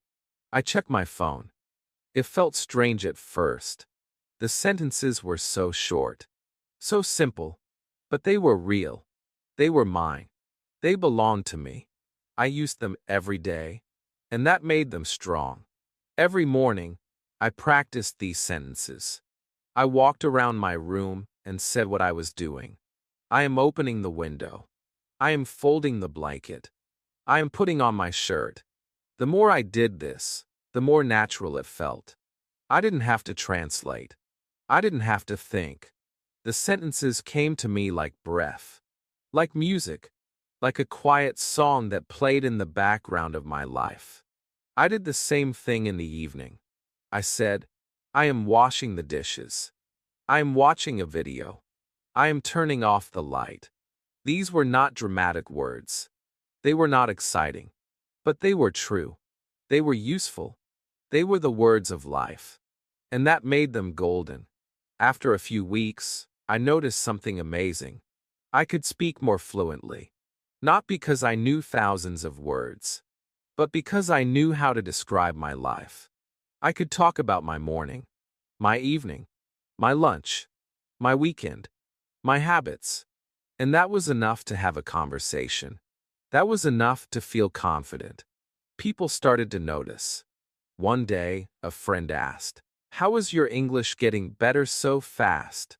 I said, "I speak about my day." He laughed, but it was true. I wasn't doing anything special. I was using my day as my classroom. My toothbrush became my teacher. My coffee cup became my speaking partner. My shoes became my lesson. Every little thing had a sentence, and I spoke it. I also made flashcards with pictures of my routine. One card had a picture of a toothbrush. Another had a cup. Another had a door. I shuffled the cards and made sentences. I use this in the morning. This is cold. I close this at night. It was like a game of life, a game of language. And every round of the game made me stronger. Then I started shadowing my routine. I listened to simple videos where people talked about their daily life. I copied them. I followed their rhythm. I get up at 7. I take a shower. I eat eggs. I go to school. These were not just sentences. They were keys. Keys that opened doors. And behind those doors was fluency. Children love to talk about their day. I saw a cat. I went to the park. I ate cake. And we listen. We smile. We say, "That's great." They feel proud. They feel heard. They feel fluent. You can feel that way too. Tell someone about your day, even if it's simple. Today, I woke up late. I made tea. I watched a cartoon. I walked in the rain. These sentences are not small. They are powerful because they come from you. I started making videos of myself. I looked at the camera and said, "Good morning. Today, I am going to the market. I will buy vegetables. Then I will cook dinner." It was short. It was honest. I posted it. And people responded. They said, "Thank you. This helps me learn." I smiled. I said, "It helps me too." Now, I teach others to do the same. Speak about your day. Don't wait for big topics. Use the gold in your life. The moments you live are full of words. Wake up, eat, walk, talk, sleep. These are not boring. These are real. And real words make real fluency. So my friend, start today. Look around you. Speak about what you see. Speak about what you are doing. Use the gold. Use the magic of your routine. Make simple sentences. Repeat them. Love them. Let them grow inside you. Let them become your voice. You don't need more words. You need to use the words you already live. Your life is your lesson. Your day is your dictionary. And your voice is ready. Chapter 13. Ask like a child, even if you don't know the answer. When a child doesn't know something, they do something beautiful. They ask, again and again. They ask questions without shame. What is that? Why is the sky blue? What does that mean? Why did she say that? They ask with wide eyes and curious hearts. They don't wait for permission. They don't worry if it's a silly question. They don't care if they already asked it yesterday. They are not afraid of not knowing. They are excited by not knowing. To them, every question is a doorway to more understanding, more speaking, more connection. And that is what makes children powerful learners. They ask even when they don't know. But many adult learners do the opposite. We feel embarrassed when we don't know. We stay quiet. We smile and nod, pretending we understand. Inside, we feel confused. But we don't ask. Why? Because we are scared. We are scared of looking foolish. We are scared people will judge us. We think, everyone knows this but me. We think, I should already understand. So we carry our questions like heavy stones in our hearts. And because we don't ask, we don't grow. I know this because I used to be like that. When I started learning English, I often heard words I didn't understand. In class, in videos, in conversations. I wanted to ask, but something inside me said, no, don't ask. They will laugh. So I stayed silent. I nodded. I pretended. But later, when I was alone, I felt lost. I tried to look it up, but the moment was gone. And slowly, I realized I was not learning as fast as I could. Not because I was lazy, but because I was scared to ask. Then one day, something happened. I was in a small English class, and the teacher used a word I didn't know, borrow. I didn't understand. I waited. Nobody else asked. But I couldn't stop thinking about it. So finally, I raised my hand and said softly, "Excuse me, what does borrow mean?" The teacher smiled. She picked up a pencil and said, "If I don't have a pencil, and I take yours for a short time, I borrow it. Later, I give it back." Suddenly, I understood. The light turned on. The meaning became clear. I smiled. And the best part? Another student turned to me and said, "I didn't know that word either. Thank you for asking."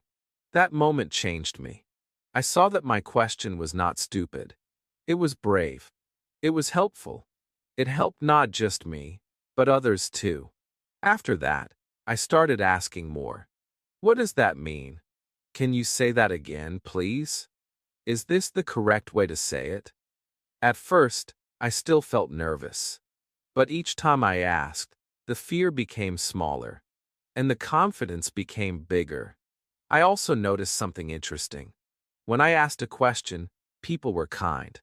They didn't laugh. They explained. They used examples. They spoke slower. And because I asked, I understood better. I remembered better. I learned deeper. That's when I understood the secret. Asking is not a sign of weakness. It is a sign of strength. It means you care. It means you are active. It means you want to grow. I began asking questions everywhere, not just in class. I asked in shops, at the market, on the bus. If I didn't know how to say something, I asked, "What is this called in English?" If I heard a new sentence, I asked, "Why do you say it like that?" Sometimes, people didn't explain well. That was okay. Sometimes, they gave long answers. That was okay too. The important part was this. I was not silent anymore. I was not afraid. Even when I was alone, I asked questions. I watched a video and paused it. Why did she use that word? I wrote the question in my notebook. Later, I searched for the answer. Or I asked a friend. Or I asked a teacher. Sometimes, I found the answer days later. But the question stayed in my mind, and it kept me thinking. It kept me hungry for learning. Children are not afraid of asking the same question more than once. They don't say, "Oh no, I already asked that." They ask again and again because they are not worried about what others think. They are focused on what they want to understand. And that's why they learn so fast. They don't carry shame. They carry curiosity. I started using one special sentence every day. "Can you help me understand this?" It was polite. It was clear. And it opened the door to so many lessons. When someone helped me, I said, "Thank you. Now I understand better." I could feel myself becoming more confident. My English was not only growing, my courage was growing too. Sometimes, people didn't know the answer. That was okay. Sometimes, they explained too fast. That was okay too. The important thing was, I was not scared anymore. I was not sitting in the corner of the classroom with silent questions in my mouth. I was speaking. I was learning like a child, brave, honest, curious. One day, I asked a very simple question to a native speaker. I said, "Why do people say I'm good instead of I'm well?" He smiled and said, "Both are okay, but I'm good is more common in casual speaking." I said, "Oh, okay. I always wondered about that." And he said, "Good question." That sentence made me feel proud. Not because I asked a smart question, but because I asked it all. Now, when I teach others, I tell them, ask like a child. Ask even if you feel shy. Ask even if you think the question is too small. Ask again if you forget the answer. Don't carry your questions alone. Share them. Speak them. Open them like a gift. Because every question you ask will make you stronger. Every answer you get will build your English, one small brick at a time. So, my friend, don't wait. If you don't understand something, ask. If you're not sure, ask. If you want to know more, ask. Even if your voice shakes. Even if your heart races. Ask like a child. Because children don't care about looking perfect. They care about learning. And so should you. Every big speaker once asked small questions. Every fluent person once said, "I don't know." So go ahead. Say it. "I don't understand." Say it with strength. Say it with honesty. Say it with the heart of a learner. And then listen. Then grow. Then ask again. That is how children become fluent. And that is how you will too. Chapter 14. Short Sentences, Big Power. When I first started learning English, I believed that long sentences were better. I thought that if I could speak long, beautiful, perfect English sentences, I would sound fluent. So I tried. I tried to make big sentences with fancy words. But every time I opened my mouth, something happened. I got stuck. I forgot the grammar. I forgot the word order. I stopped in the middle. I panicked. My mind went blank. And my confidence disappeared. I didn't feel smart. I didn't feel fluent. I felt afraid. But then something beautiful happened. I started watching children speak. Little children, who had just learned to talk, were using English so naturally. They were not using big words or long sentences. They were saying things like, "I want this. Give me that. No, not this one. Come here. I'm happy. I don't like it." Simple words. Small phrases. Short sentences. But they were speaking fast. With feeling. With expression. With confidence. And people understood them. That's when it hit me. Short sentences are not weak. They are strong. Very strong. They are the building blocks of real fluency. You don't need to say everything in one long sentence. You can say it in many short sentences. And that's what children do. They speak fast because they speak small. One idea at a time. One feeling. One action. One sentence. So I started doing the same. I stopped trying to sound perfect. I stopped trying to impress.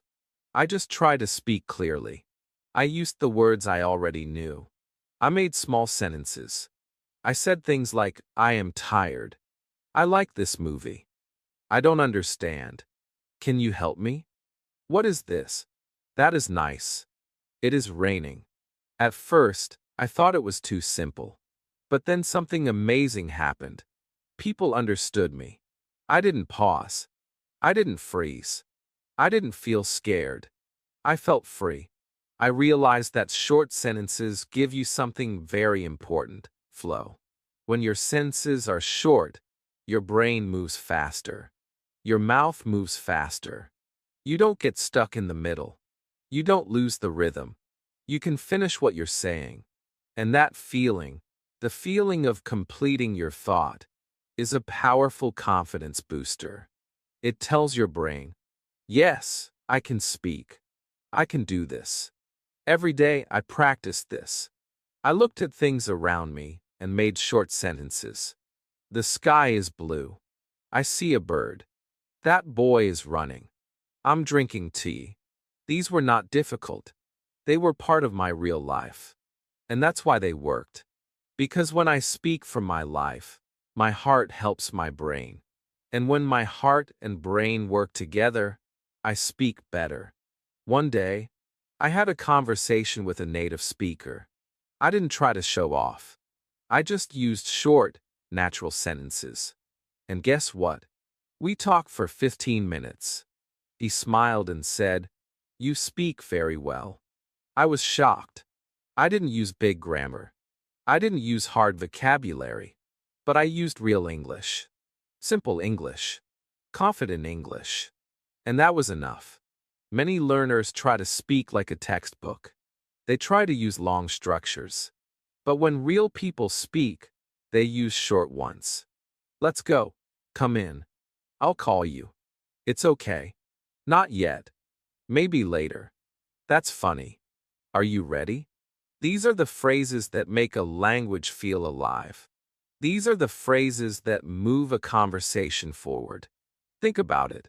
If someone says to you, "I think I might probably not be available this weekend because of a family situation," you might get confused. But if they say, "I can't come this weekend," you understand in 1 second. That's the power of short sentences. They are clear. They are quick. They are real. Children don't speak in paragraphs. They speak in pieces. But those pieces connect. One sentence, then another, and soon, they are telling stories. Not big stories at first, but small, simple ones. Today I went to the park. I played with my friend. We saw a dog. It was funny. I ate ice cream.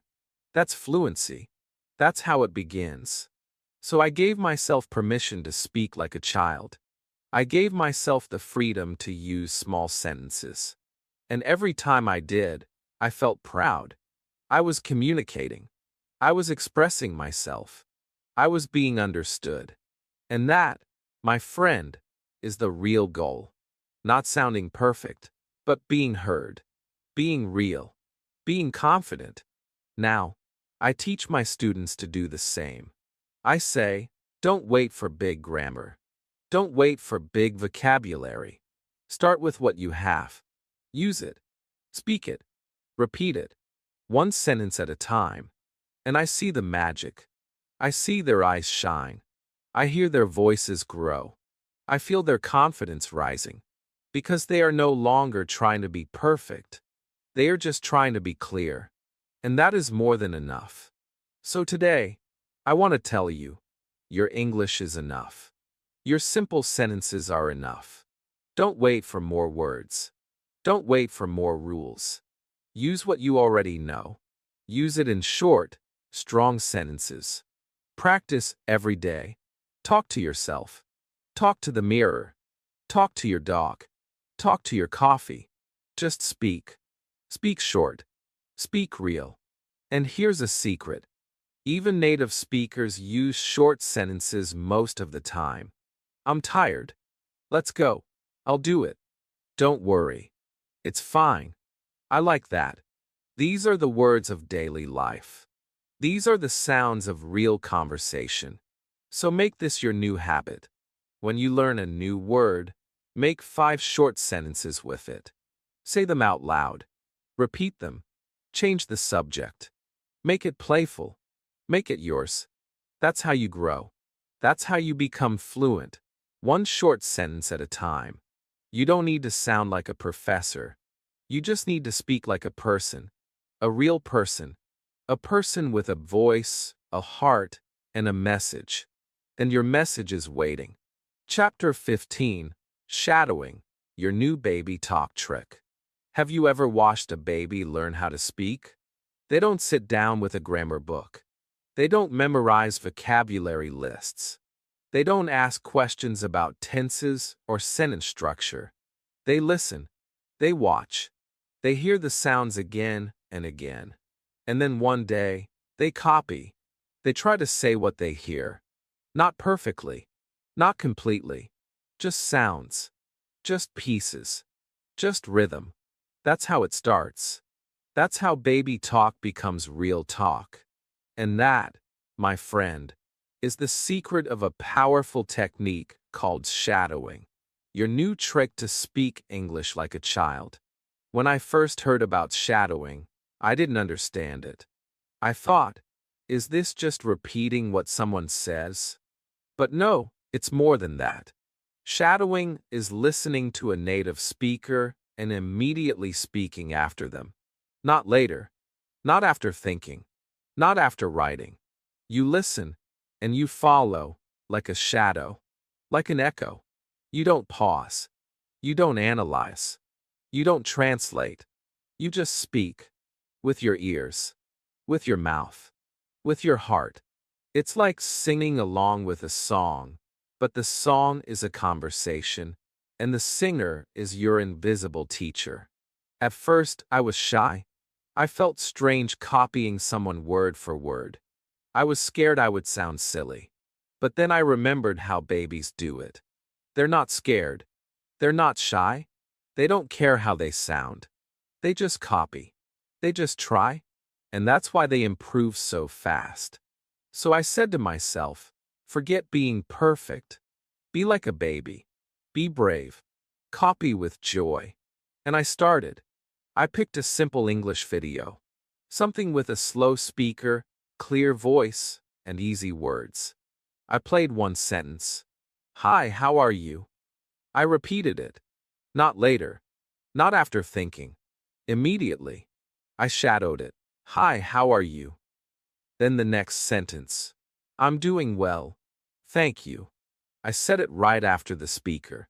I'm doing well. Thank you. And suddenly, something happened. I didn't feel like I was studying. I felt like I was speaking. For real. Shadowing trains your mouth. It teaches your tongue how to move. It teaches your brain how to follow. It teaches your voice how to sound natural. Because you're not just saying words, you're saying them like a native speaker, with the same emotion, the same speed, the same tone. And that is how real fluency begins. Not from reading silently, but from speaking out loud, again and again, with feeling. Every day, I did 5 minutes of shadowing. Just 5 minutes. I picked one short video. I listened. I followed. I didn't stop to ask, what does this mean? I didn't worry if I understood every word. My goal was to match the voice, to copy the rhythm, to become the shadow. And guess what? After 1 week, my mouth felt faster. After 2 weeks, my pronunciation was better. After 3 weeks, my confidence grew. I wasn't just learning English.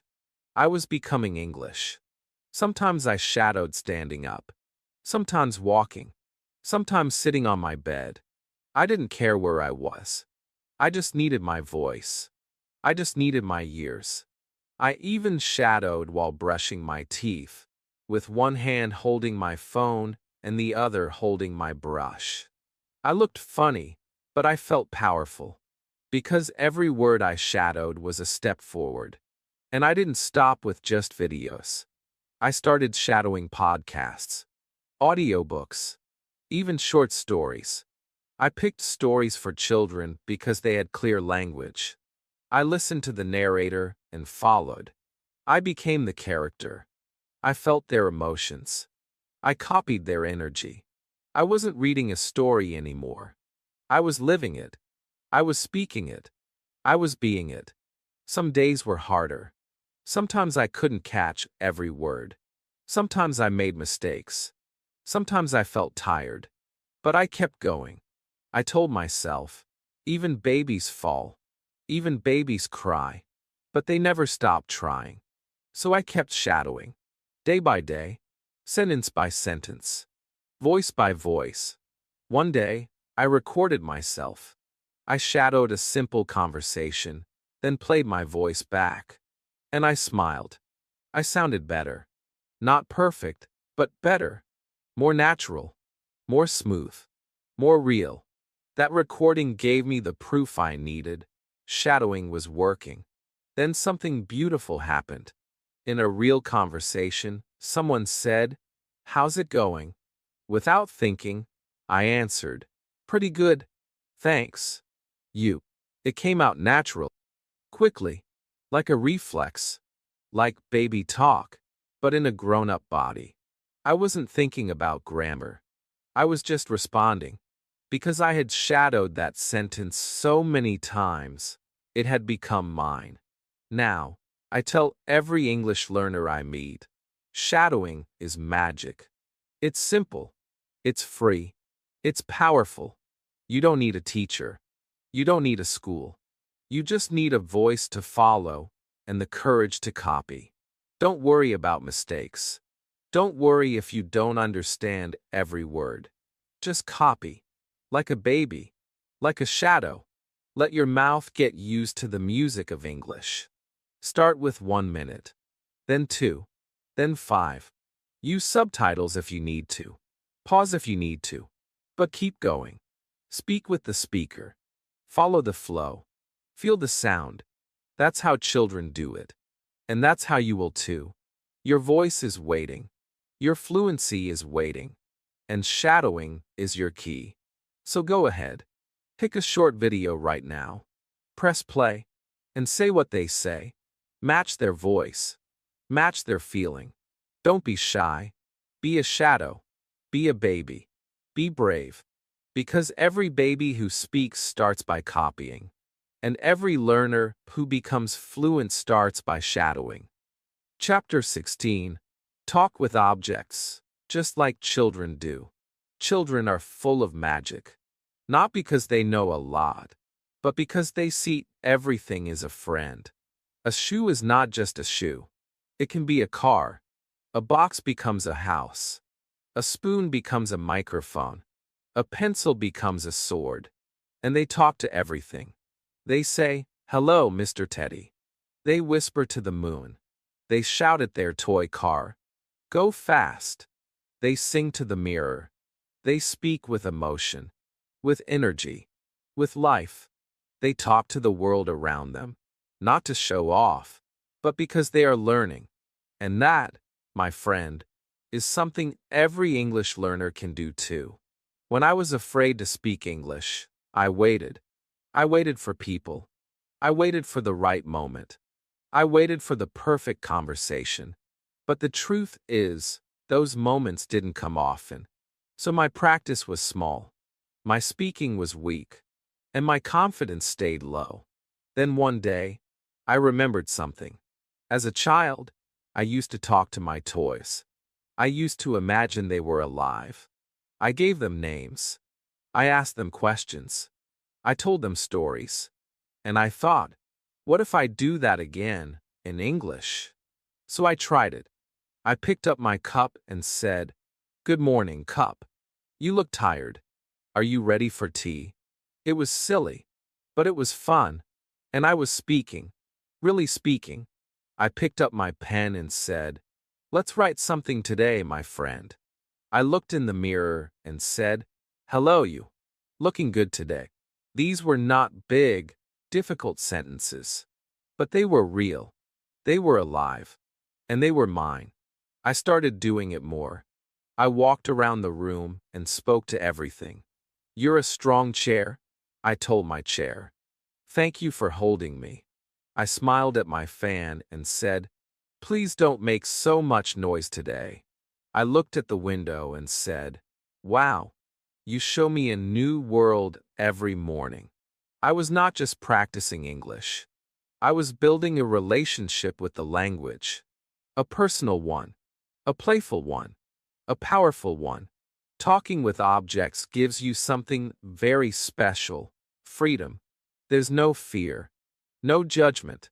No pressure. The cup doesn't laugh. The pen doesn't correct you. The mirror doesn't tell you you're wrong. They just listen. They become your friends. And when you have friends, you speak more. You try more. You grow more. Children don't worry about being perfect. They don't say, "Is this grammar right?" They say, "Hi, car. Let's go to the moon." And they believe it. They feel it. They live it. That's why they learn so fast. Because they use their imagination. They use their emotions. And their brain listens. It says, "This is important. Let's remember it." That's how language grows inside them. So I made it a daily habit. Every morning, I picked 3 objects and spoke to them. Just 2 or 3 sentences. "Good morning, pillow. You were soft last night." "Hey, toothbrush. Let's clean up." "Hello, phone. Don't distract me today." It became a game, a ritual, a joy, and every sentence made my English stronger. Sometimes I recorded myself. I made a video and said, "This is my notebook. I write my dreams in here. Today I will write something new." Then I played it back and listened. I smiled. Because I didn't sound afraid. I sounded like me. The real me. Speaking simple English. With heart. One time, I made a video just for fun. I picked 5 things on my table. A cup, a book, a spoon, a pen, and a candle. I gave each one a name. I said, "This is Charlie the cup. He drinks too much tea. This is Bella the book. She loves to sleep all day." I made funny stories. I laughed. But I also practiced. I used verbs. I used adjectives. I used real English. And I didn't even feel like I was studying. I felt like I was playing. That's the secret, isn't it? Children play with language. They explore it. They test it. They make mistakes. But they don't care. They try again, and again, and again. And because they try so often, they grow so fast. You can do the same. You don't need a classroom. You don't need a partner. You just need your voice. And your surroundings. Look around you right now. Pick something. Anything. Maybe your phone. Maybe your bag. Maybe your shoes. Say something. Out loud. "Hello, bag. Where are we going today?" Don't think too much. Just feel it. Say it. Let your English come out. It doesn't have to be correct. It just has to be alive. Over time, these little conversations become habits. Your brain starts to think in English. Your mouth starts to move without fear.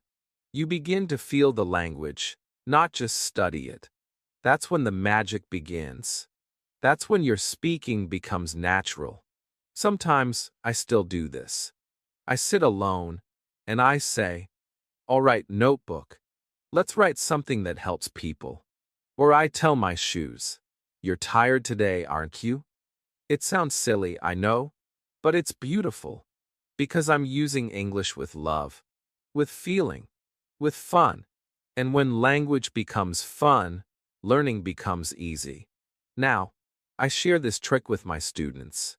I tell them, talk to your water bottle, talk to your lamp, talk to your bed. And at first, they laugh. But then they try it. And soon, they laugh again, this time with joy. Because it works. Because they start to speak more. And the fear goes away. So my dear friend, don't wait for a perfect conversation. Don't wait for a partner. Your house is full of speaking friends. Your world is your classroom. Talk to your clothes. Talk to your computer. Talk to your food. Talk to your world. Speak like a child. Speak with joy. Speak with freedom. Because every object is a mirror. It shows you how you feel. And when you speak to it, it speaks back. Through your voice, through your practice, through your growth. The more you talk, the more you learn. The more you imagine, the more you improve. And the more you speak like a child, the faster you become fluent. Chapter 17. Start now. Even if you feel silly. There is one big moment in every English learner's life. A moment that feels small, but changes everything. It is the moment you open your mouth and speak. Not perfectly. Not with confidence. Just speak. Maybe you're alone. Maybe you're afraid. Maybe your heart is beating fast. But you speak. You say a word. A sentence. You start, and even if it feels silly, even if your voice is soft or broken, something powerful begins. That first step becomes the path. That first sound becomes the beginning of fluency. That, my friend, is where everything changes. When you start, even if you feel silly. Many learners wait for the perfect moment. They wait for more vocabulary, more grammar, a better accent, a native speaker, a teacher, a class, a good day. But that perfect moment never comes. There is always something missing. So they keep waiting, and waiting, and time passes. Dreams grow cold, confidence fades, and English stays locked inside. But you don't need perfect. You need courage. You don't need everything. You just need to begin. Right now. Right here. In this moment. When children learn to speak, they don't wait to be ready. They cry. They make sounds. They laugh. They try. They say ba and mama. They say things that make no sense. But they are learning. They are moving. They are not waiting for grammar rules. They are not worried about mistakes. They are not scared of sounding silly. And because they don't wait, they grow fast. Because they don't stop, they succeed. I remember the first time I tried to speak English out loud. I was sitting in my room, listening to an English podcast. I paused the audio and whispered, "Hello. My name is..." My voice shook. I felt strange. I looked around like someone might hear me. But I kept going. I am learning English. Then I said, "Today is a good day." That was it. Just 3 small sentences. But my heart felt big. I was doing it. I was not just studying English. I was living it. And yes, I felt silly. I felt like a child playing with a new toy. I laughed at myself. I made mistakes. But I kept going. Because deep inside, I knew, if I wait for perfection, I will wait forever. If I wait for confidence, I may never speak. So I gave myself permission to speak badly, to speak slowly, to speak with fear, but to speak anyway. Every great speaker was once a scared beginner. Every fluent voice was once a silent one. Every confident sentence started with an awkward one. That's the truth. You don't become confident before you speak.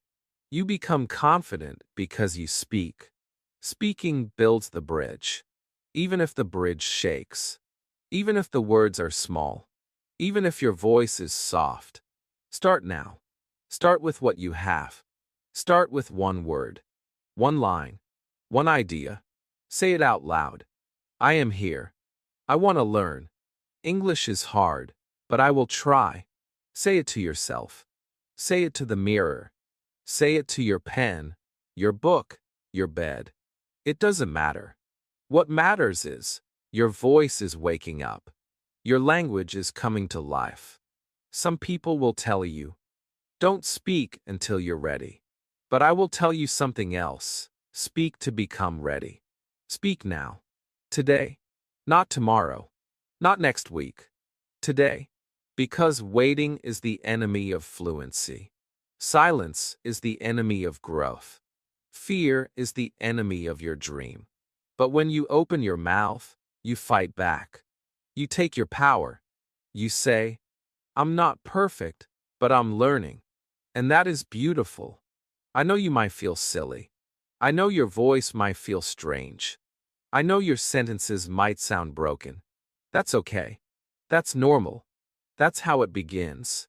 When a child says, I go to school, we don't laugh. We smile. Because we know they are learning. They are trying. And soon, they will say, I went to school. Why? Because they started. Because they didn't stop. Because they dared to speak. You are the same. Your journey is the same. You will say the wrong thing. You will forget words. You will mix up sentences. But don't stop. Speak through the mistake. Speak through the fear. Speak through the silence. The more you speak, the stronger you become. The more you speak, the more English becomes your friend. I remember one student of mine. She was always quiet in class. She understood everything but never spoke. One day, I asked her why. She said, "I feel silly. My English is not good." I told her, "It doesn't have to be good. It just has to be alive." That day, she said one sentence. Just one. "I like coffee." The whole class clapped. She laughed. And from that day, she never stopped. She spoke more. She made mistakes. She smiled. And she became fluent. Not because she was ready, but because she started. Fluency is not a magic gift. It's not something only smart people have. It's something brave people build. And you are brave. You are ready. Not perfect, but ready. Ready to sound silly. Ready to sound slow. Ready to feel strange. Because that is the doorway to real speaking. Real connection. Real success. So today, say something in English. Right now. Anything. Say it loud. Say it with feeling. Say it even if it sounds funny. Say, "I can do this." Say, "I will not wait." Say, "I am learning English, and I am proud." Because your voice matters. Your dream matters. And your beginning matters. Speak like a child. Laugh like a child. Learn like a child. Don't care how it looks. Care how it feels. Speak with your heart. With your smile. With your energy. The world is waiting for your voice. Your English is waiting for you. So start now. Even if you feel silly. Especially if you feel silly. Because that's how every beautiful English journey begins. Chapter 18. Your inner child is your teacher. When you look in the mirror, what do you see? You see a grown-up.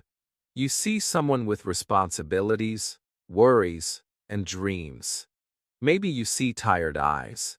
Maybe you see someone who has failed many times. Maybe you see someone who is still trying. But let me tell you something powerful. Inside you, there is still a child. A small, curious, beautiful child. That child is not gone.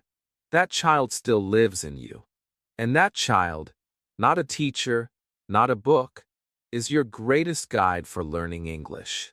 Your inner child is your teacher.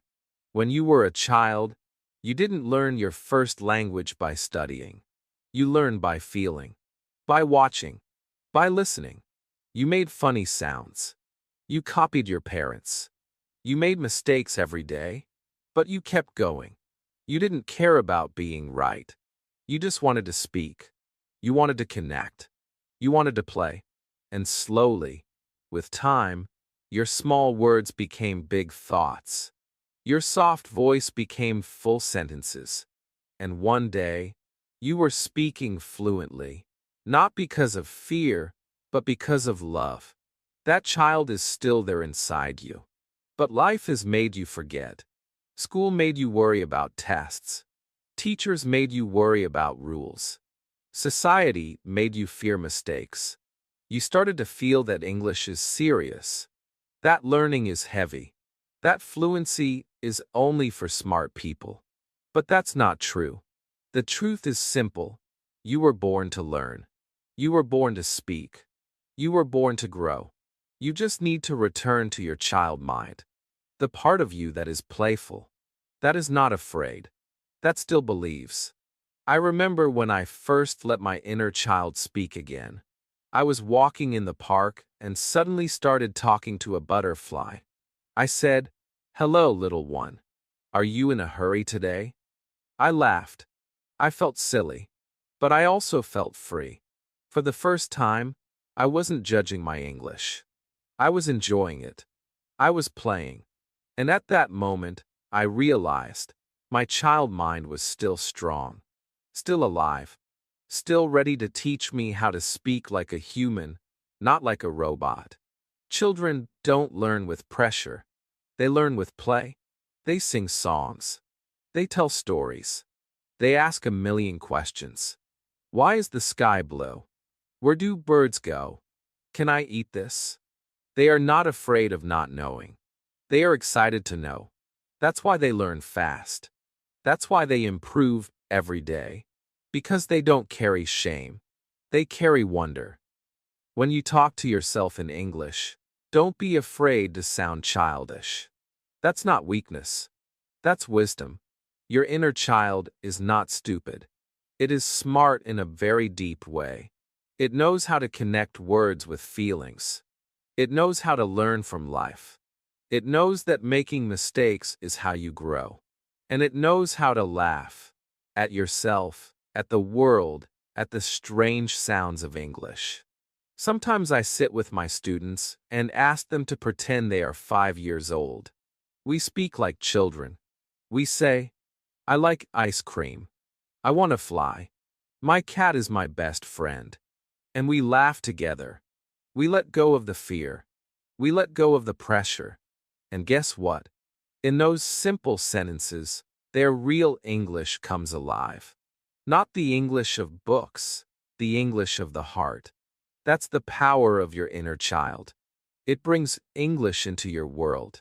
Not just into your memory, but into your soul. It helps you feel the words. It helps you play with the sounds. It helps you speak with joy. And when you speak with joy, people listen. People feel you. People connect with you. Your inner child also has something else, great courage. Children fall, and they get up. They cry, and they smile again. They fail, but they keep trying. That's why a child can go from no words to full fluency in just a few years. Not because they are smarter, but because they don't stop. They don't give up. They don't care what others think. They just keep moving forward. That's the kind of learner you need to become again. You might be thinking, but I'm not a child anymore. That's true. You're not. You have grown. You have a past. You have fears. You have pain. But inside you, there's still that same spirit. The spirit that once held a toy and said, "Birum froom." The spirit that once pointed at the sky and shouted, "Look." That spirit still lives in your heart, and it can help you speak English better than any grammar book in the world. So from today, trust that child. When you want to speak English but feel nervous, ask your inner child, "Can we play for a moment?" And just begin. Sing a song. Repeat a line. Say something silly. It's okay. That's how it begins. That's how it grows. Make a daily promise to yourself. Today, I will speak like a child. I will not worry about big grammar. I will not try to be perfect. I will just enjoy. Say things like, "I love this. This is fun. I'm learning every day." Say them out loud. Say them often. Make your English feel like your friend. Your inner child is your best teacher. Because that child never gave up. That child believed in you. That child tried again and again and succeeded. And you can do it again now. You just have to remember how. So smile. Brave. Play. Talk to your shoes. Sing to your cat. Read a story in a funny voice. Practice 5 minutes a day with joy, not stress. You are not starting from zero. You are returning to the smartest part of yourself. The child who learns everything by heart. Fluency does not belong to adults only. It belongs to the brave, to the dreamers, to those who try, and that includes you. Let the child inside you speak, and watch your English come alive. My friend, you've come so far. You've learned to speak with joy, like a child, without fear, without pressure. Now, it's your turn to live this every day. Don't wait. Don't doubt. Just speak. Even one small sentence a day will change everything. If this video helped you, leave a comment and tell me. I will speak like a child. And don't forget to like, share, and subscribe. so you never miss your next step to fluency. You're not too late. You're just getting started. Let your English grow like a child with love.